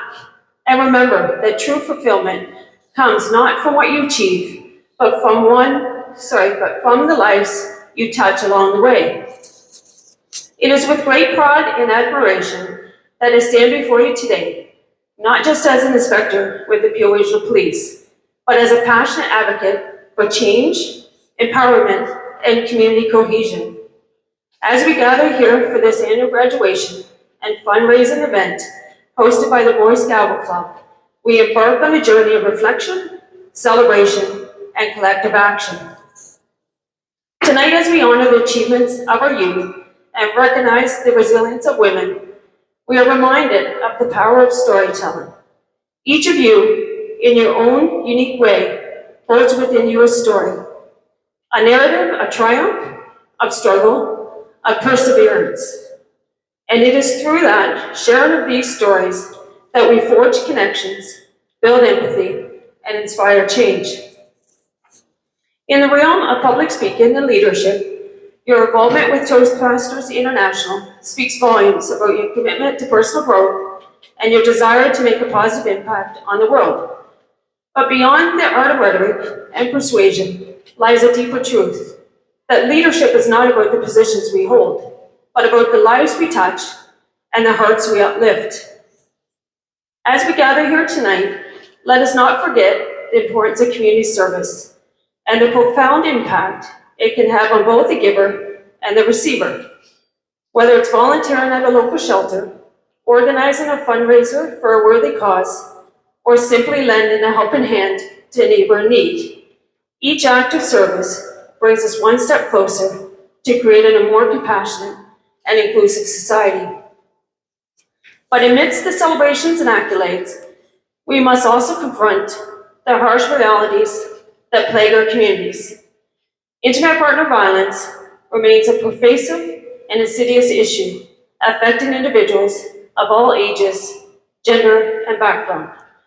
As someone who has dedicated much of my career to supporting survivors of abuse, I've seen firsthand the devastating toll it can take on individuals and families alike. But I've also witnessed the incredible strength and resilience of survivors, the courage it takes to break free from the cycle of violence, the determination to reclaim one's autonomy, and the hope for a brighter tomorrow. And it is in their honor that we gather here tonight to stand in solidarity with survivors, to amplify their voices, and work tirelessly towards a future free from violence and oppression. My dear graduating students, as you prepare to embark on the next chapter of your journey, I urge you to embrace the power of we. To recognize that true leadership is not about the spotlight, but about the collective effort of a community united in purpose. Whether it's advocating for social justice, championing gender equality, or promoting mental health awareness, each of you has the power to affect positive change in the world. As you receive your diplomas and embark on new adventures, remember the lessons you have learned here tonight. The importance of empathy, the value of service, and the power of your own voice. And know that as you step into the world beyond these walls, you do not walk alone. You are part of a larger movement, a movement of change makers, of trailblazers, of compassionate souls, striving to make the world a better place for all. In closing, I leave you with a quote from the legendary poet, Maya Angelou. I've learned that people will forget what you said, people will forget what you did, but people will never forget how you made them feel. Let us go forth from this place with hearts full of hope, minds brimming with possibility, and a steadfast commitment to build a brighter, more just future for generations to come. Thank you and congratulations to each and every one of you. Together we can and we will make a difference. Thank you.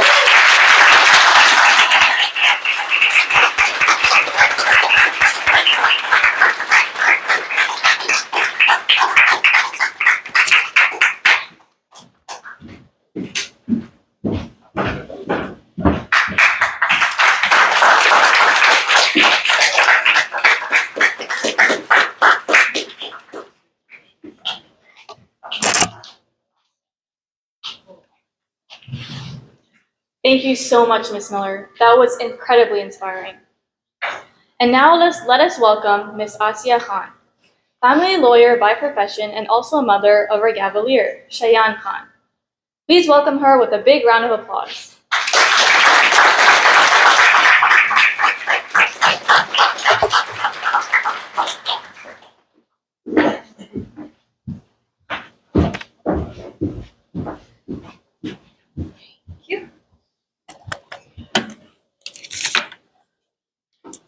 First of all, congratulations to all the graduates. It's really good to see you guys graduating, obviously, and good to see my own son. He's new in this group, but then I think he is enjoying, and at least I am enjoying. Right? I have to push him. You know that, Mrs. Reddy. But then, yeah. Topic is a bit serious. I mean, we had such good time in the fashion show, watching that, and some of the other guests also. But the topic is important, obviously. I, being a family lawyer, not just a family lawyer, I have other areas of law too that I practice in. But family law is the one which is very draining, and emotionally, yes, it is very draining, but very rewarding too for me, I would say, because in a way I help victims of abuse, especially in family law. Rebecca was speaking about from her area where the police is involved. Well, after that or during that, victims come to me as well. So I am also there to help them in their family matter, and it's not easy, believe me. It's not. So what is domestic violence, or how do we define it? And Ritesh did introduce it in the beginning, and that was the right definition that you gave, was that it's a pattern of abusive behavior where one partner tries to gain or maintain power or control over another in their relationship. It is mostly so present in intimate partner relationships. And it occurs within all age ranges, religious groups, economic levels, or at all ethnic backgrounds. We know that, right? Most of the time, domestic violence occurs in stages or cycles, you could say, where the abuser's actions between each other make it difficult to seek help for the victim. How does it happen? How does it happen? So there are stages. When you say it's a cycle, it's a cycle of abuse. How does it start? So first of all, there is this what we call the tension building stage. What happens is there's this tension arises, there's a breakdown of communication, abuse, and then there's the second stage of the cycle where this incident happens because of that tension. And that incident can take place, it can be verbal, it can be emotional, sexual, anger, etc. Then it goes to the third stage, where there's this reconciliation. So what happens in that stage is that the abuser actually apologizes, right? And then gestures of love and affection.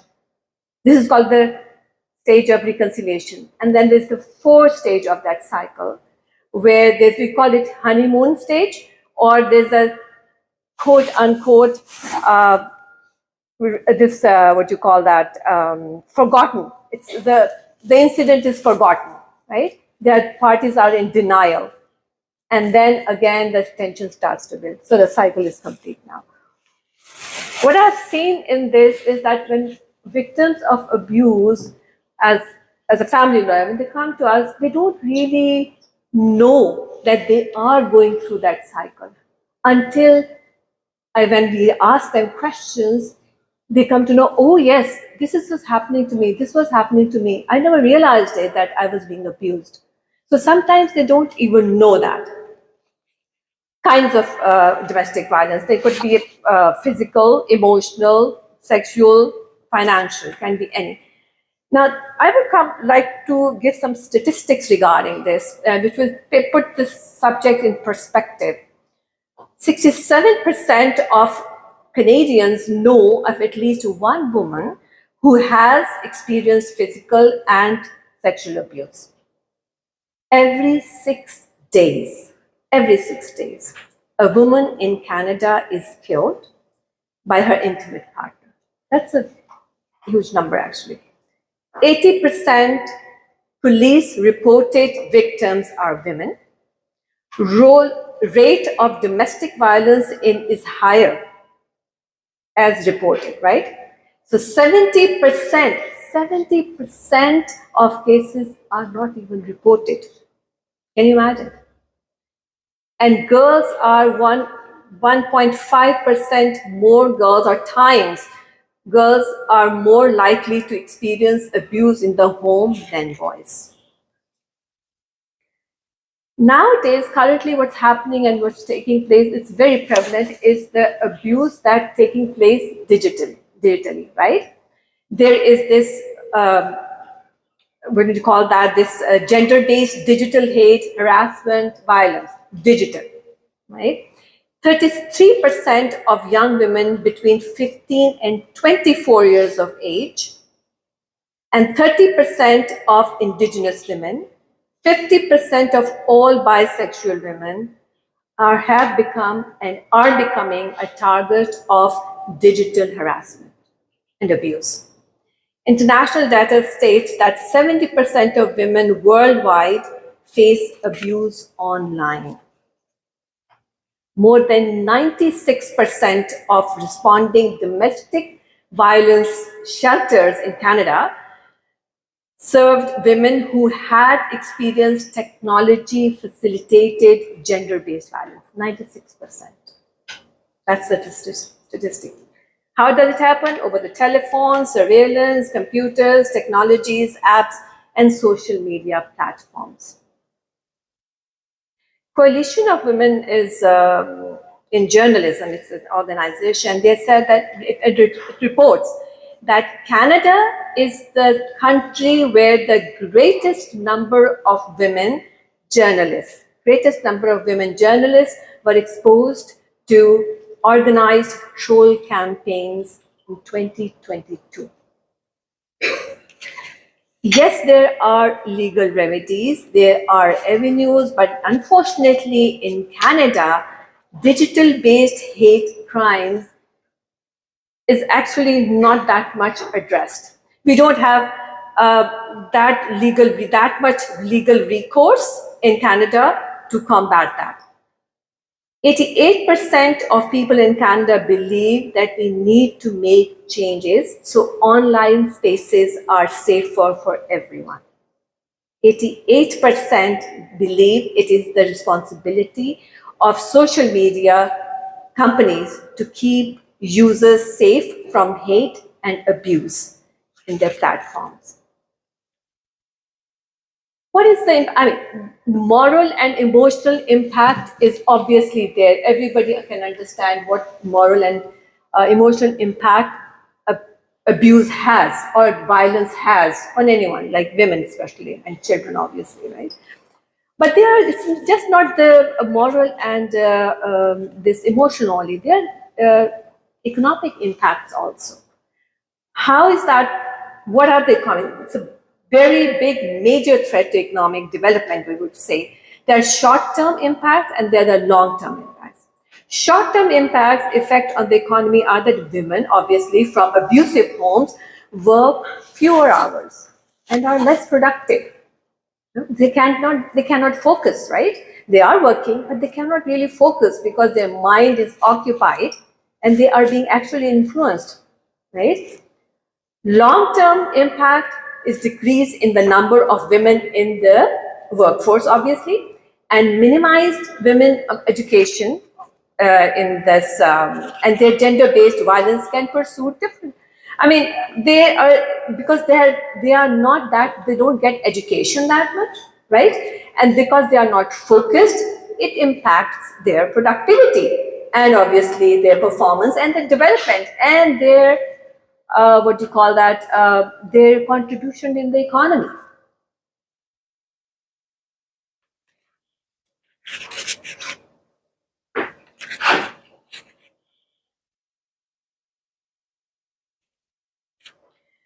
When we say the impact, economic impact, not just the economic, what other impacts does it have? Now, Statistics Canada actually they say, they have stated that $7.4 billion are annually spent to address violence.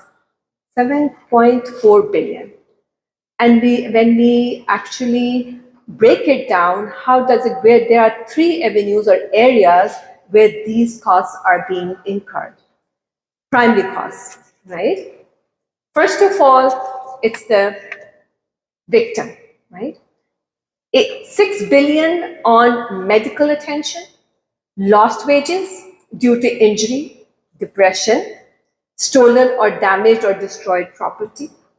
6 billion is being spent on that. Out of we are talking about $7.4 billion, right? Second area is on third parties. $890 million, for example, on pressure is the pressure on the social services, on their operating costs, and losses to employers and negative impact on the children, obviously. Thirdly, third area is the justice system. $545 million are being spent on the criminal justice system, police, prosecutors, legal aid, and child protection, etc. This is the economic impact. These resources, if saved, could be actually spent on some other productive areas, right, for the development of the country. But unfortunately, the good thing is that there has been a big, because I'm a lawyer, I have to see things from the legal point of view as well. There was has been a major breakthrough last year. There was a law passed by the name of Kira's Law, very popular. There was a very unfortunate incident happened with a 4-year-old child who was killed by her father, and he killed himself as well. So it was a suicide murder incident. The child's mother brought the case, and the child's name was Kira Kagan, and it came to the law passed, and the law now says, and its legislation says that the judges have to, who are sitting as and giving judgments as in family cases, they have to be trained for these areas, right? In this case, unfortunately, the judge's background was labor and employment law. He did not understand what the children or the women go through, the abuse, right? In this case, the mother said the father is an abuser. He will harm the child.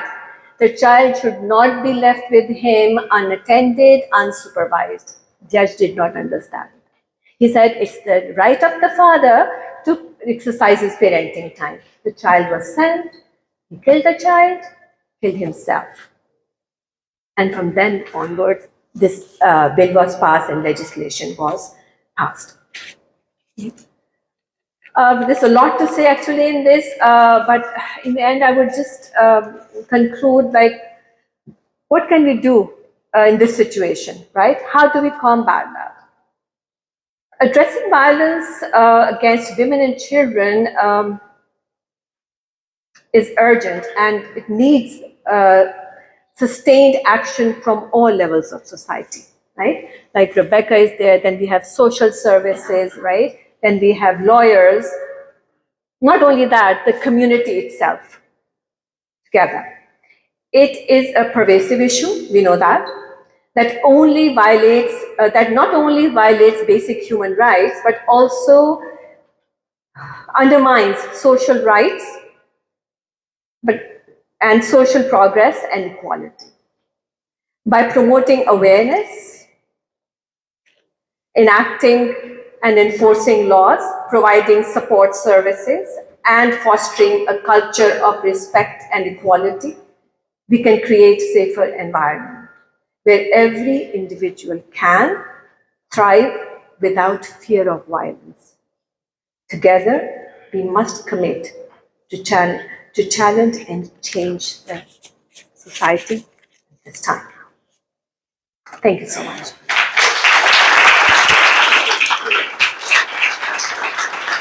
That the problem is not really made worse with AI. For example, in the current status quo, you have social media applications like Snapchat tracking your every single move. They know your credit card information sometimes, they know your address, they can even track your location down to such a precise level that they know when you are in your room and sleeping.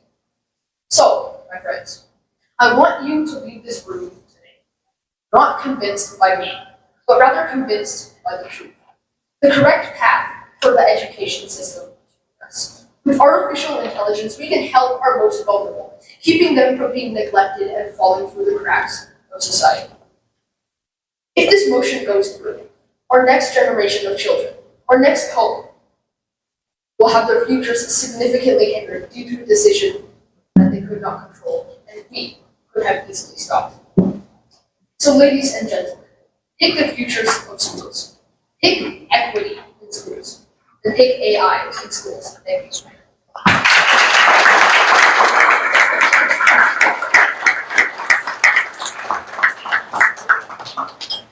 you to all of our debaters. That was quite interesting. So, how many of you are for AI? Raise your hand. How many? Are for AI? Raise your hand. For Derek or for Miss Zara? Four is Ms. Zara and okay. For Miss Zara. Yeah, for AI is Ms. Zara. Raise your hand. Okay. And who is against AI? Raise your hand.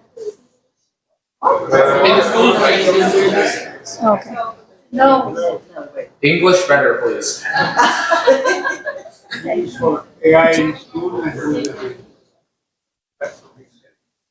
Right. Let's give some votes. Teacher versus student. So who believes that AI should remain a part of the curriculum in schools? My vote is not rigged. Don't worry about it. All right, so To be asking her to come in first, may I please ask Alex to take on? All right. Welcome back, everyone. Please take your seats as we continue with our presentation of Mrs. Ikra Khalid. Now, Ms. Ikra was re-elected in 2019 and again in 2021. Khalid currently serves as Vice Chair of Standing Committee on Access to Information, Privacy and Ethics, or the ETHI, or as I like to call it, too many words in one sentence. As well as a member of the National Security and Intelligence Committee of Parliamentarians. Please welcome her to the stage.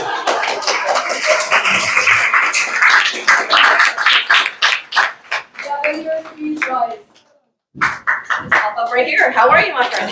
Good. You're doing well. Move my handshake. Thank you. Thank you.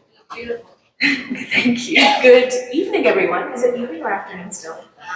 Assalamu alaikum. Good evening to all of you and those that are celebrating Eid tomorrow. Very, very happy Eid to each and every one of you. Or on Monday, whichever one you follow. I know that we can never get it together, but that's okay. We'll get there one day. My name is Ikra Khalid. I am the Member of Parliament in Mississauga, Erin Mills, currently serving as the Parliamentary Secretary to the Minister of National Revenue. I used to be the Vice Chair of the Standing Committee as of about 6 months ago, and I've done a lot of work in national security intelligence, but my main goal has always been how do we better support what our future generation looks like. And it's work that organizations like this do that really helps us in ensuring that we have a bright future. It's not always about engineers and doctors and mathematicians. With that creativity that's in there, that's how innovation happens.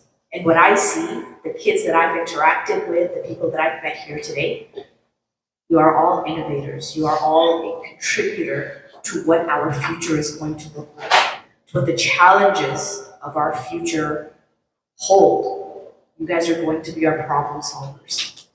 Whether it's climate change, whether it's economic, whether it is dealing with health, but most importantly, one of the biggest challenges that we are seeing amongst our youth right now is mental health.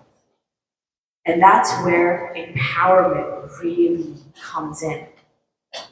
That's why it's so important to have people like Melissa. Hi, Melissa. I'm sorry, Rebecca. Hi, Rebecca. I said Melissa. Hi, Asia. Great self-starters, supporters of the community who empower people, who take care of those that are most vulnerable, who have dealt with those challenges. And I'm so happy to see both of you here today. Thank you for your contributions. Where's Luna? I don't see her. There she is. Another amazing leader in our community who's really doing the important work. And we don't always realize how important it is to bring people together in a room like this.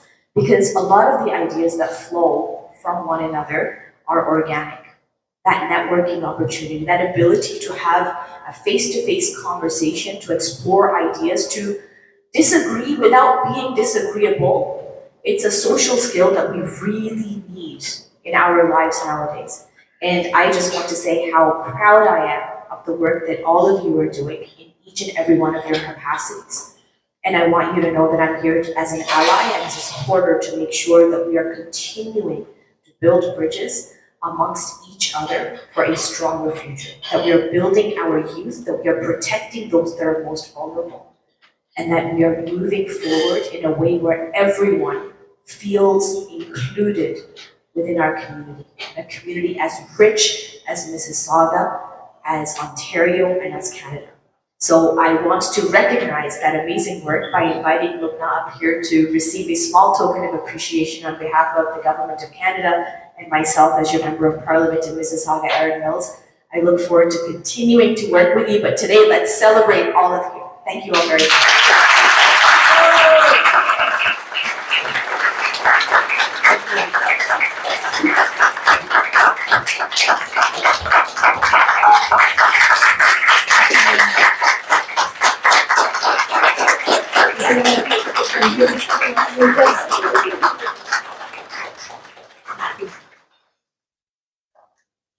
Thank you. Thank you. Okay, stay here, please, because I have something small for MP Iqra Khalid as well. May I please invite Faiz Noorani and Pearl Zhang to come and present a certificate to Ms. Iqra on behalf of the whole family.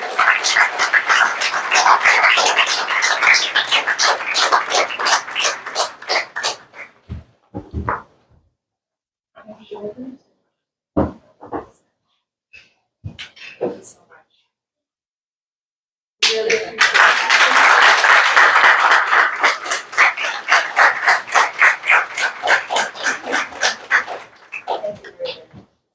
Can we have the photo, please?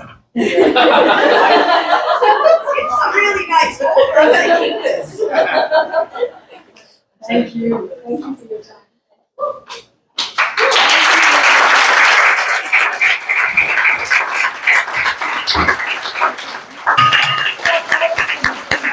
And Derek, I have to tell you, when you take the stage, it's very different. Very different.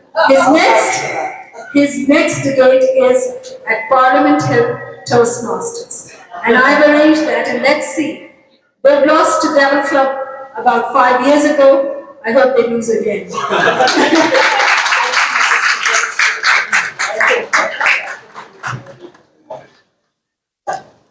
Okay, up next, we have a presentation by Ms. Jillian Federico. Please give her a warm round of applause.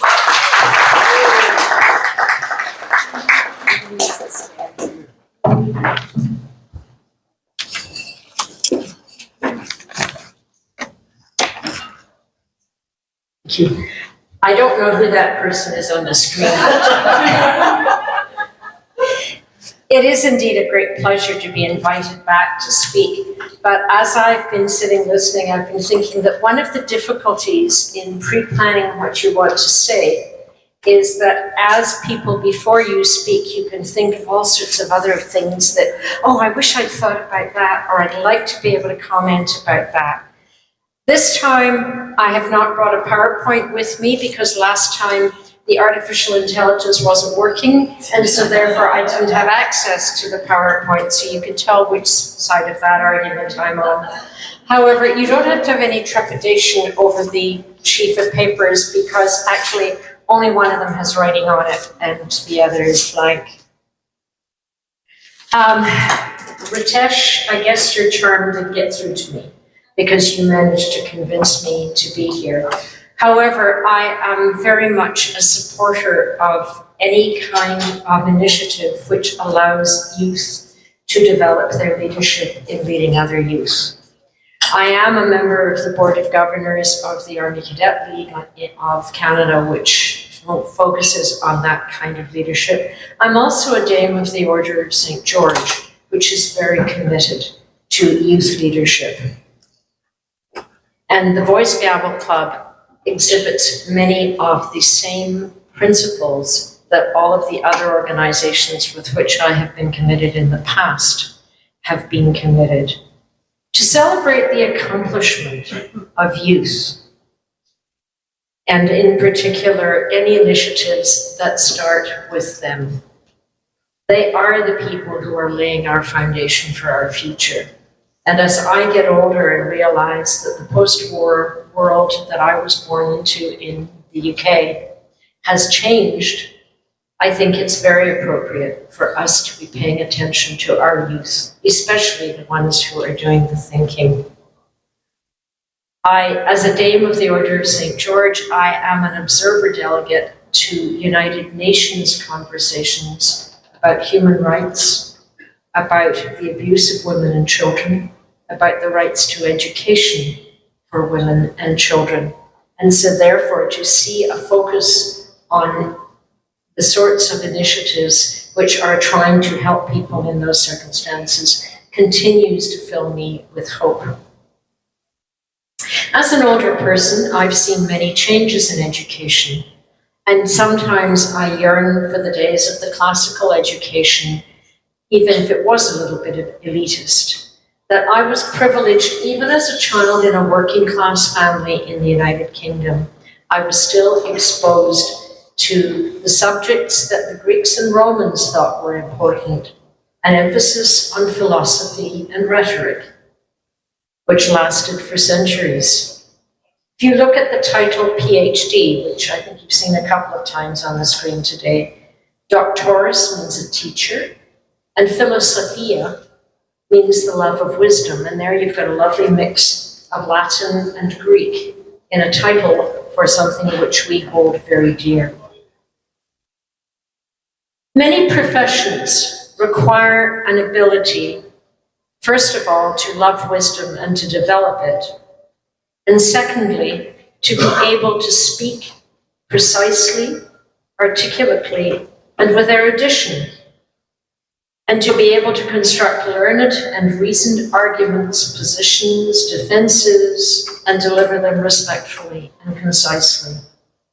Lawyers, politicians, researchers, teachers, clergy, journalists, and writers, and you, I'm sure, can extend that list, have all relied on those skills.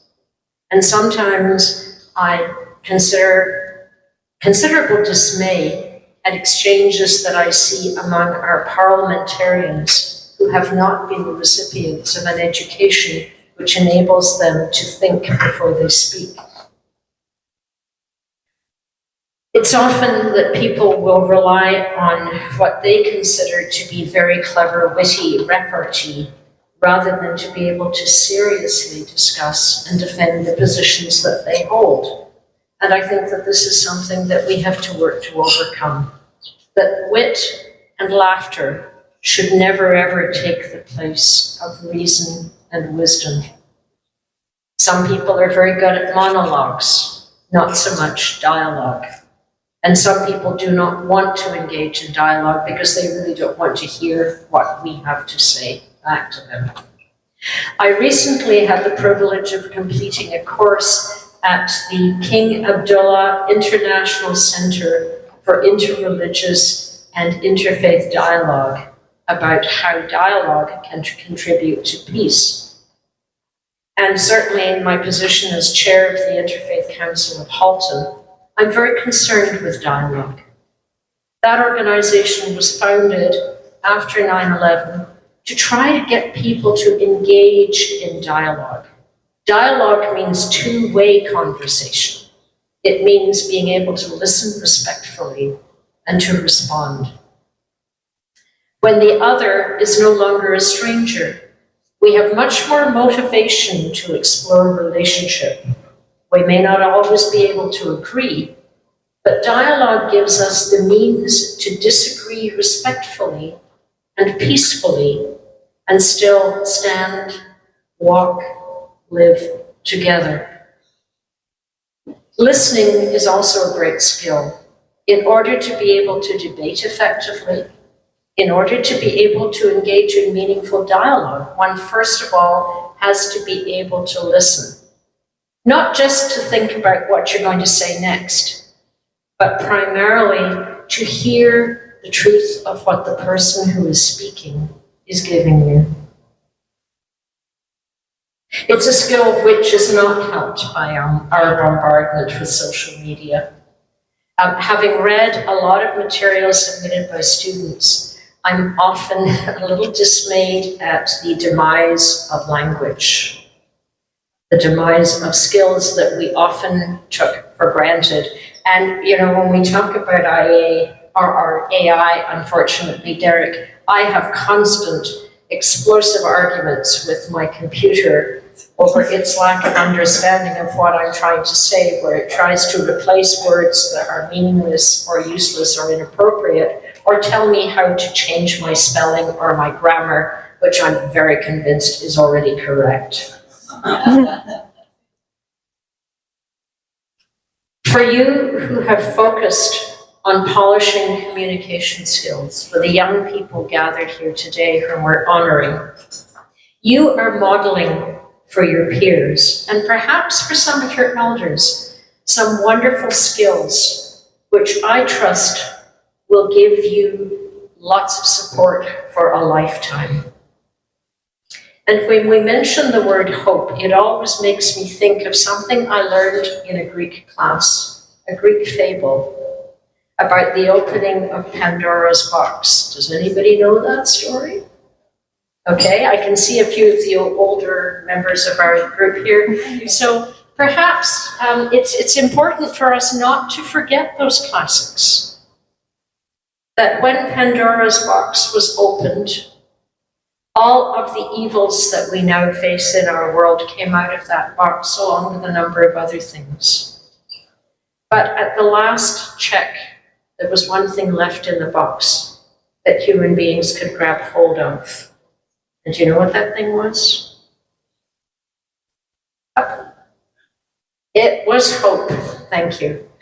And so I trust that no matter what we face, whatever challenges we have, whatever arguments, discussions, debates, disagreements, that I will continue to hope that we can learn to communicate effectively and for the good of our world. Thank you.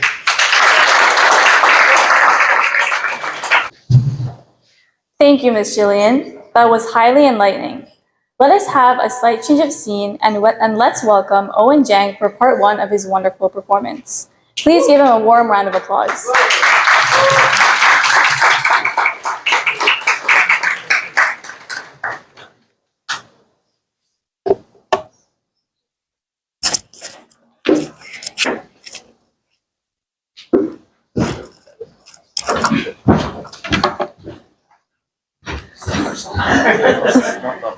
Not right.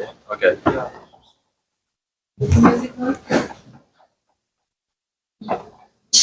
This is too ugly.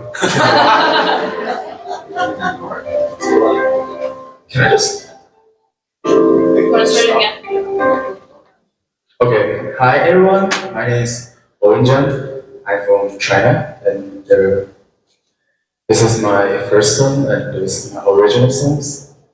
Okay.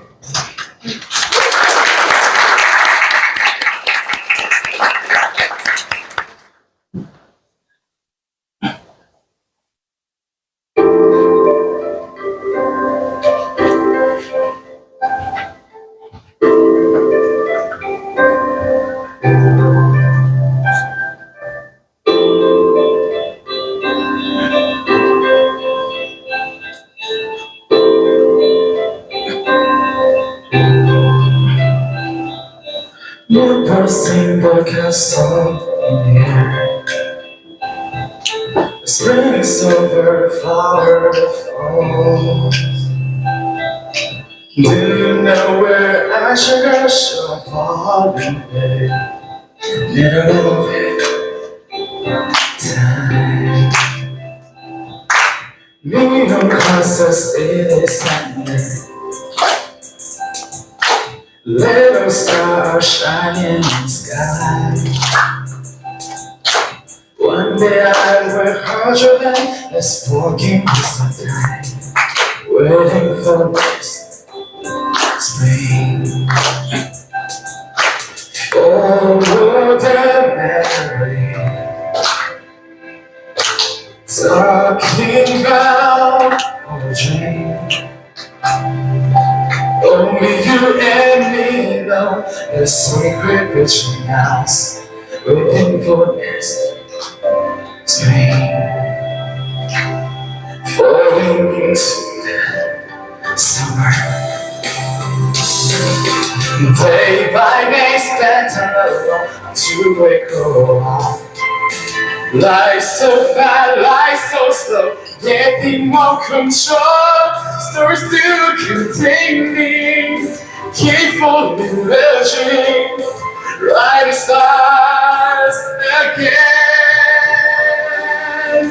Once a castle, you were inside, sleeping on the back. I will find you, fly in the sky. When you wake up, I will stay with you. Don't feel alone. Keep being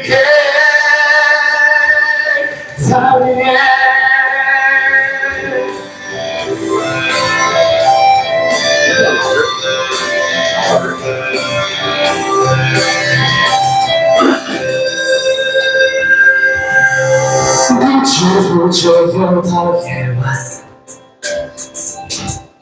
星星闪烁，耀眼璀璨。晚风静静的吹过，悄悄带来你的消息，我用琴声回你的心意。花枝花落，随风逐流，心泛起涟漪。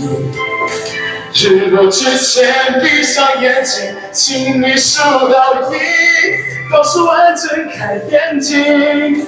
风流谁是两地，纯真问我情。来去匆匆，皆是过客，重复着别离。蓦然回首，人流之中，转身即是你。若是数着相遇，不必从过去，慢慢的走近，拥抱你。你的生命存在于我的今天和明天，是我对你的爱无以为千篇。看着我相信我会陪在你身边，循环着爱恋无数遍，请抽着更亲人，谱写出你心愿。저 사게 담아지 나서 저 속으로시 저를 잊지 얼마나 something I need 영원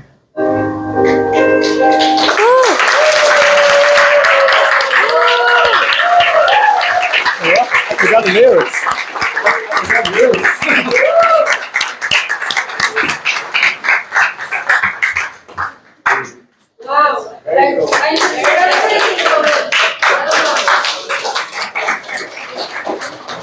He was right. That picture is ugly. Wow, that was absolutely amazing, Owen. Next, prepare yourselves to be dazzled by our fashion show segment, featuring stunning colors by Amna Nawab Designs, Arabic Kaftan by Modest Hues, the latest design from Deepak Parwani, and finally, our models will showcase the elegant pastel traditional garments from Karigar. Let us begin with Amna Nawab. Luckily, she is here with us today. One round of applause.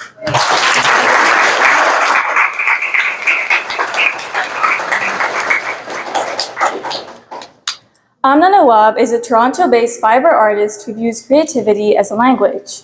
Her work is handcrafted by herself and is centered on storytelling, uses wool, cotton, silks, beads, and Goda embellishments to create texture designs. Amna crafts unique heirloom pieces, merging heritage South Asian art with contemporary design. Her goal is to make art relatable and accessible, producing handmade and digitally printed items like art scarves and dupattas. Her vibrant color sense enhances these as fashion accessories that serve as fusion clothing for both the Eastern and Western cultures. Learning embroidery from her grandmother, Amna pursued textile design and enjoyed a corporate career in handmade textiles. In January 2020, she became a fiber artist by choice to create handmade, one-of-a-kind commissioned pieces. Creativity holds no barrier. Next, she converted patterns and textures from her design archive into digitally printed product that gives her another platform to engage with her consumer. Her website, amnanawab.com, has a range of products. Each design has a unique theme and story, encouraging conscious art and fashion choices. Amna also shares her passion through guidance counseling, helping students with research and design conceptualization. She conducts online and in-person workshops in embroidery and fiber art for all ages, and collaborates with NGOs to support the well-being of women, seniors, and children. Her brand focuses on storytelling, confidence, and healing through color and texture, aiming to help others to find their own strength through fiber art. Let's welcome our models to the runway, ladies and gentlemen, with a warm round of applause.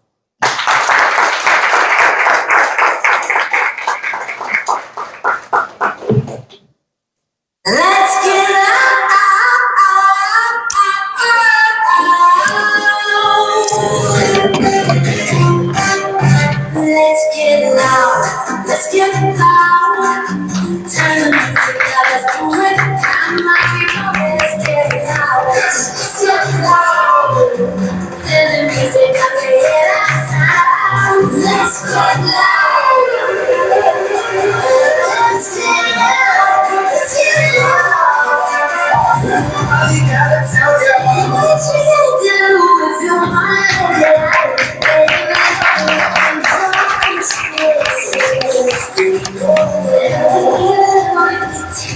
So full of sweet, we gotta taste it, taste it. You gotta do it, do it.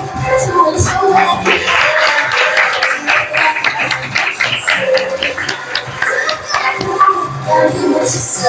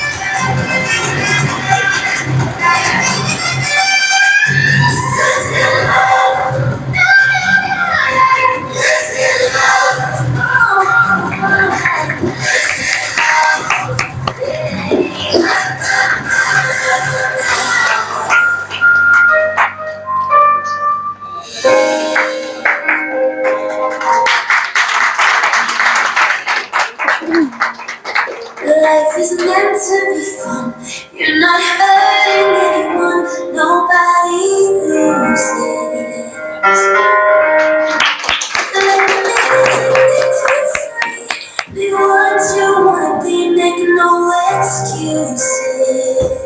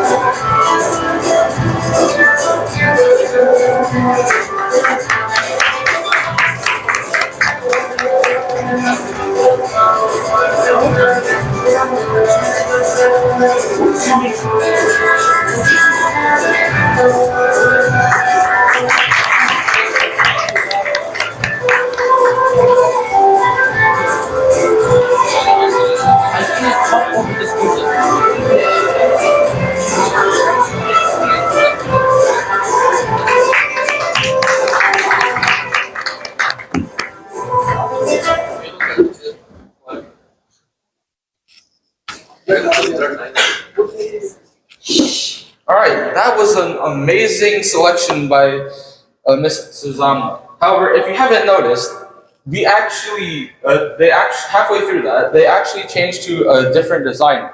And that was because someone messed up. But anyways, let us introduce you to an upcoming designer, Modest Hughes. If you didn't notice, halfway through, the style changed drastically, which is where they messed up and decided to keep on playing the music instead of letting me go up on stage. But anyways, that was Mrs. Anna Nawab and Modest Hughes' work.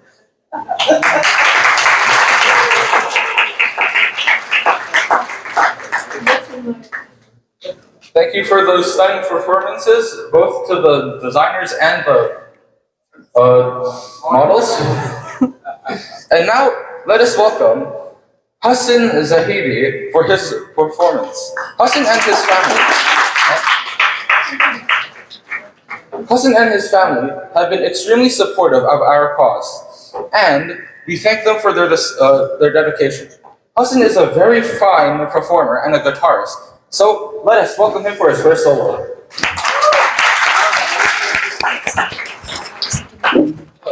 Hello and assalamu alaikum, ladies and gentlemen. I'll be presenting you with Ali Nazar. Thank you.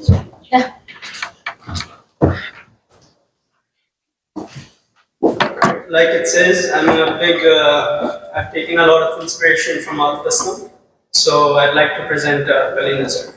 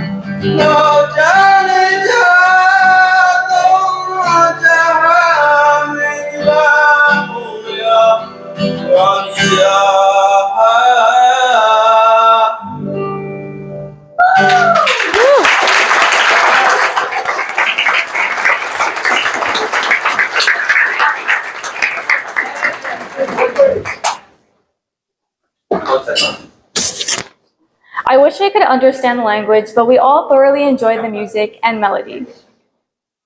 Next, we have a special presentation by Deepak Parwani.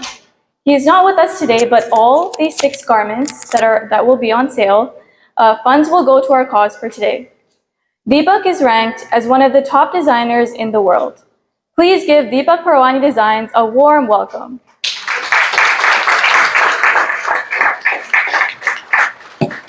It's like strawberries on a summer evening. and it sounds like a song. I want all day, and it's summer feeling. It's so wonderful and warm. Breathe me in, breathe me out. I don't know if I could ever go down. I'm just getting out loud. I don't know if I could ever go down. Wanna know sugar high, wanna know sugar high, wanna know sugar high, wanna know sugar high, wanna know sugar strong, wanna summer evening, baby I walk all day, and it's summer feeling, getting washed away.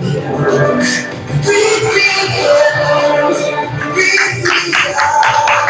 I don't know if I could ever go down. Wanna sugar high, wanna sugar high, wanna sugar high, wanna sugar high, wanna sugar high, wanna sugar high, wanna sugar high. I just want to taste it. I just want to taste it.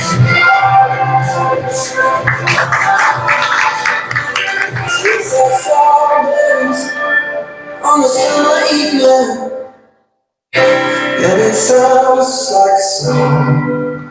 I walk all day in a summer feeling. I don't know if I could ever go down. Wanna sugar high, wanna sugar high, wanna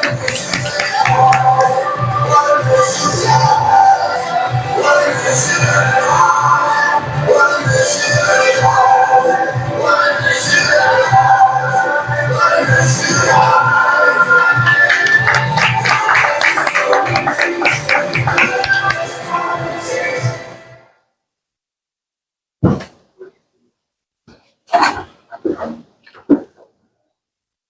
That was a beautiful collection of attire from Deepak Pirani. In fact, honestly, I don't know how the models managed to change out their things so fast. If I were to take off my suit, it would take me 5 minutes. It takes 40 seconds. Anyways, now let us call on Hassan Zahidi once again. He's just brilliant. Now, come on. You got this.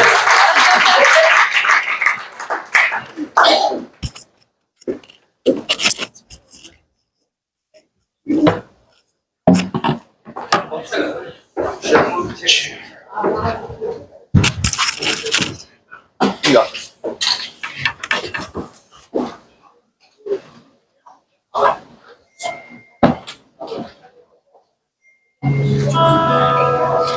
Alright guys, presenting you another song. It's called Jalpri. Stands for mermaid in English, but I hope you guys like it.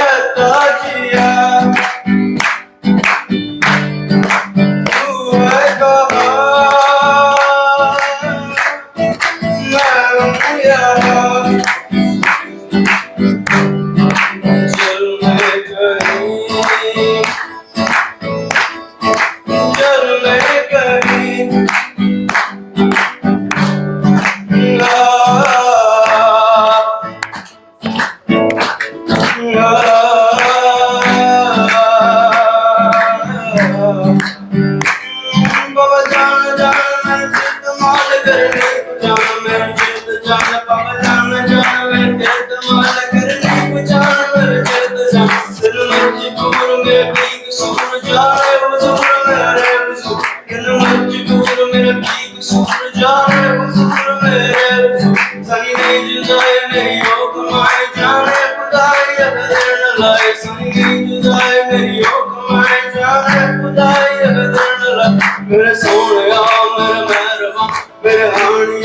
मेरे दानी मेरे सोनिया मेरे मेहरबान मेरा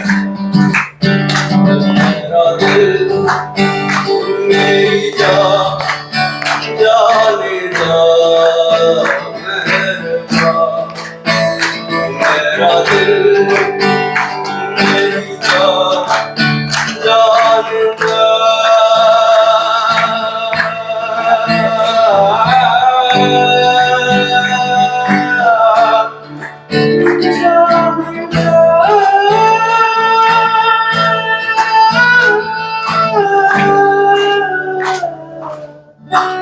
ओ मेरी जान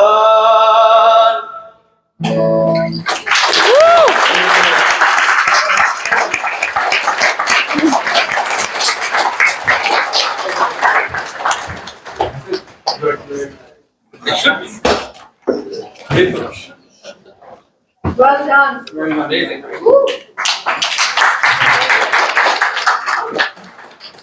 Thank you once again, Hassan. We hope that all your dreams come true and you continue to share your positive light with the world. Our next collection is by Karigur. As we are showing the snapshots of each designer's collection, we hope you enjoy the next segment from our very loyal supporter for the past 14 years.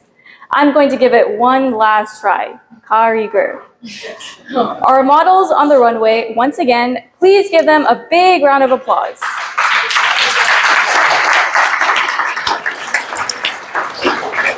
She read my line for some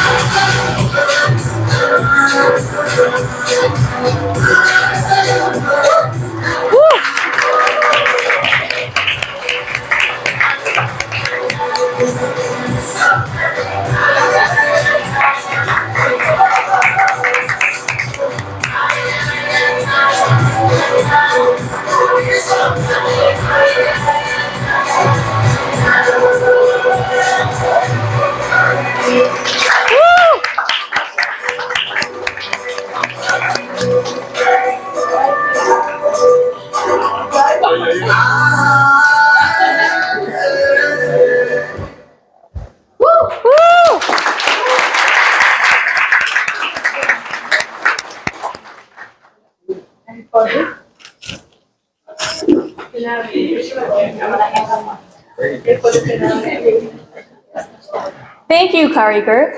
As we move towards the finale, we would like to thank all the models and designers. By the way, did you know that our models are here from two of the renowned modeling agencies in Canada? Gemini Modeling Agency and the Orange Modeling Agency. Many celebrities have graduated from these agencies. And now, a woman behind this segment, Ms. Zara, who is our senior most president from 2007 Dubai chapter. Ms. Zara truly exemplifies beauty with brains, with her remarkable dignity, poise, and multifaceted talents, not just in public speaking, but much more, as you can see. She combines deep knowledge with a humble spirit. Her resilience to rise up to tests and trials with bravery, empathy, and boundless generosity are matched only by her spiritual depth, making her a true inspiration to all. Ladies and gentlemen, let us thank Ms. Zara and Cavaliers. Please stand up for your senior.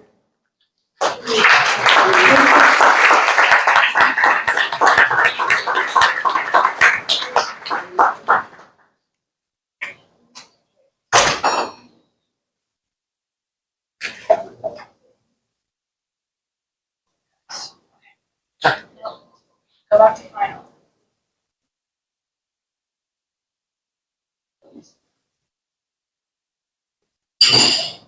One more. She's coming.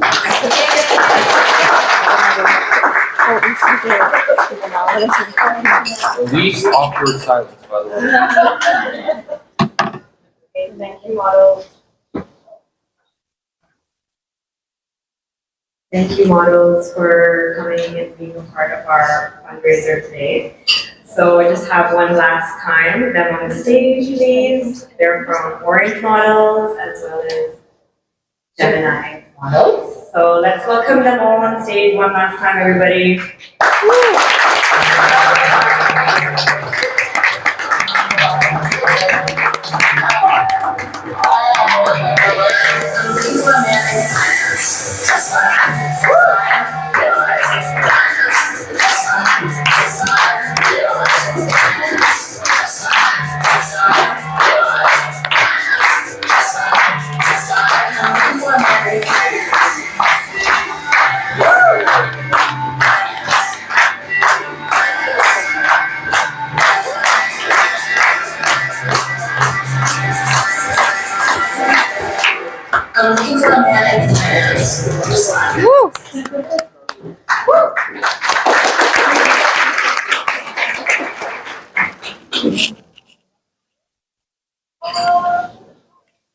Okay, and now it's the moment you've all been waiting for. Let's all enjoy a high tea session for some refreshments. Please do not forget to visit our vendor aisle, and the program will resume in 30 to 45 minutes. And one more thing. After high tea, please return because we have celebration. So please do celebrate the graduates today and don't disappear after your high tea. There's a lot more to the event, fantastic lineup, and so I'd like everyone to come. I'm so sorry, the Chinese must have been really hungry, right? It's difficult to wait that long. All right, so let's enjoy the high tea. High tea is, please open the back door, and there is silent auction at the back. Raffle draw with Ayan, and silent auction there as well. We'll open the doors here and at the back. And I will guide you to where you're supposed to be for high tea. Okay, thank you. For people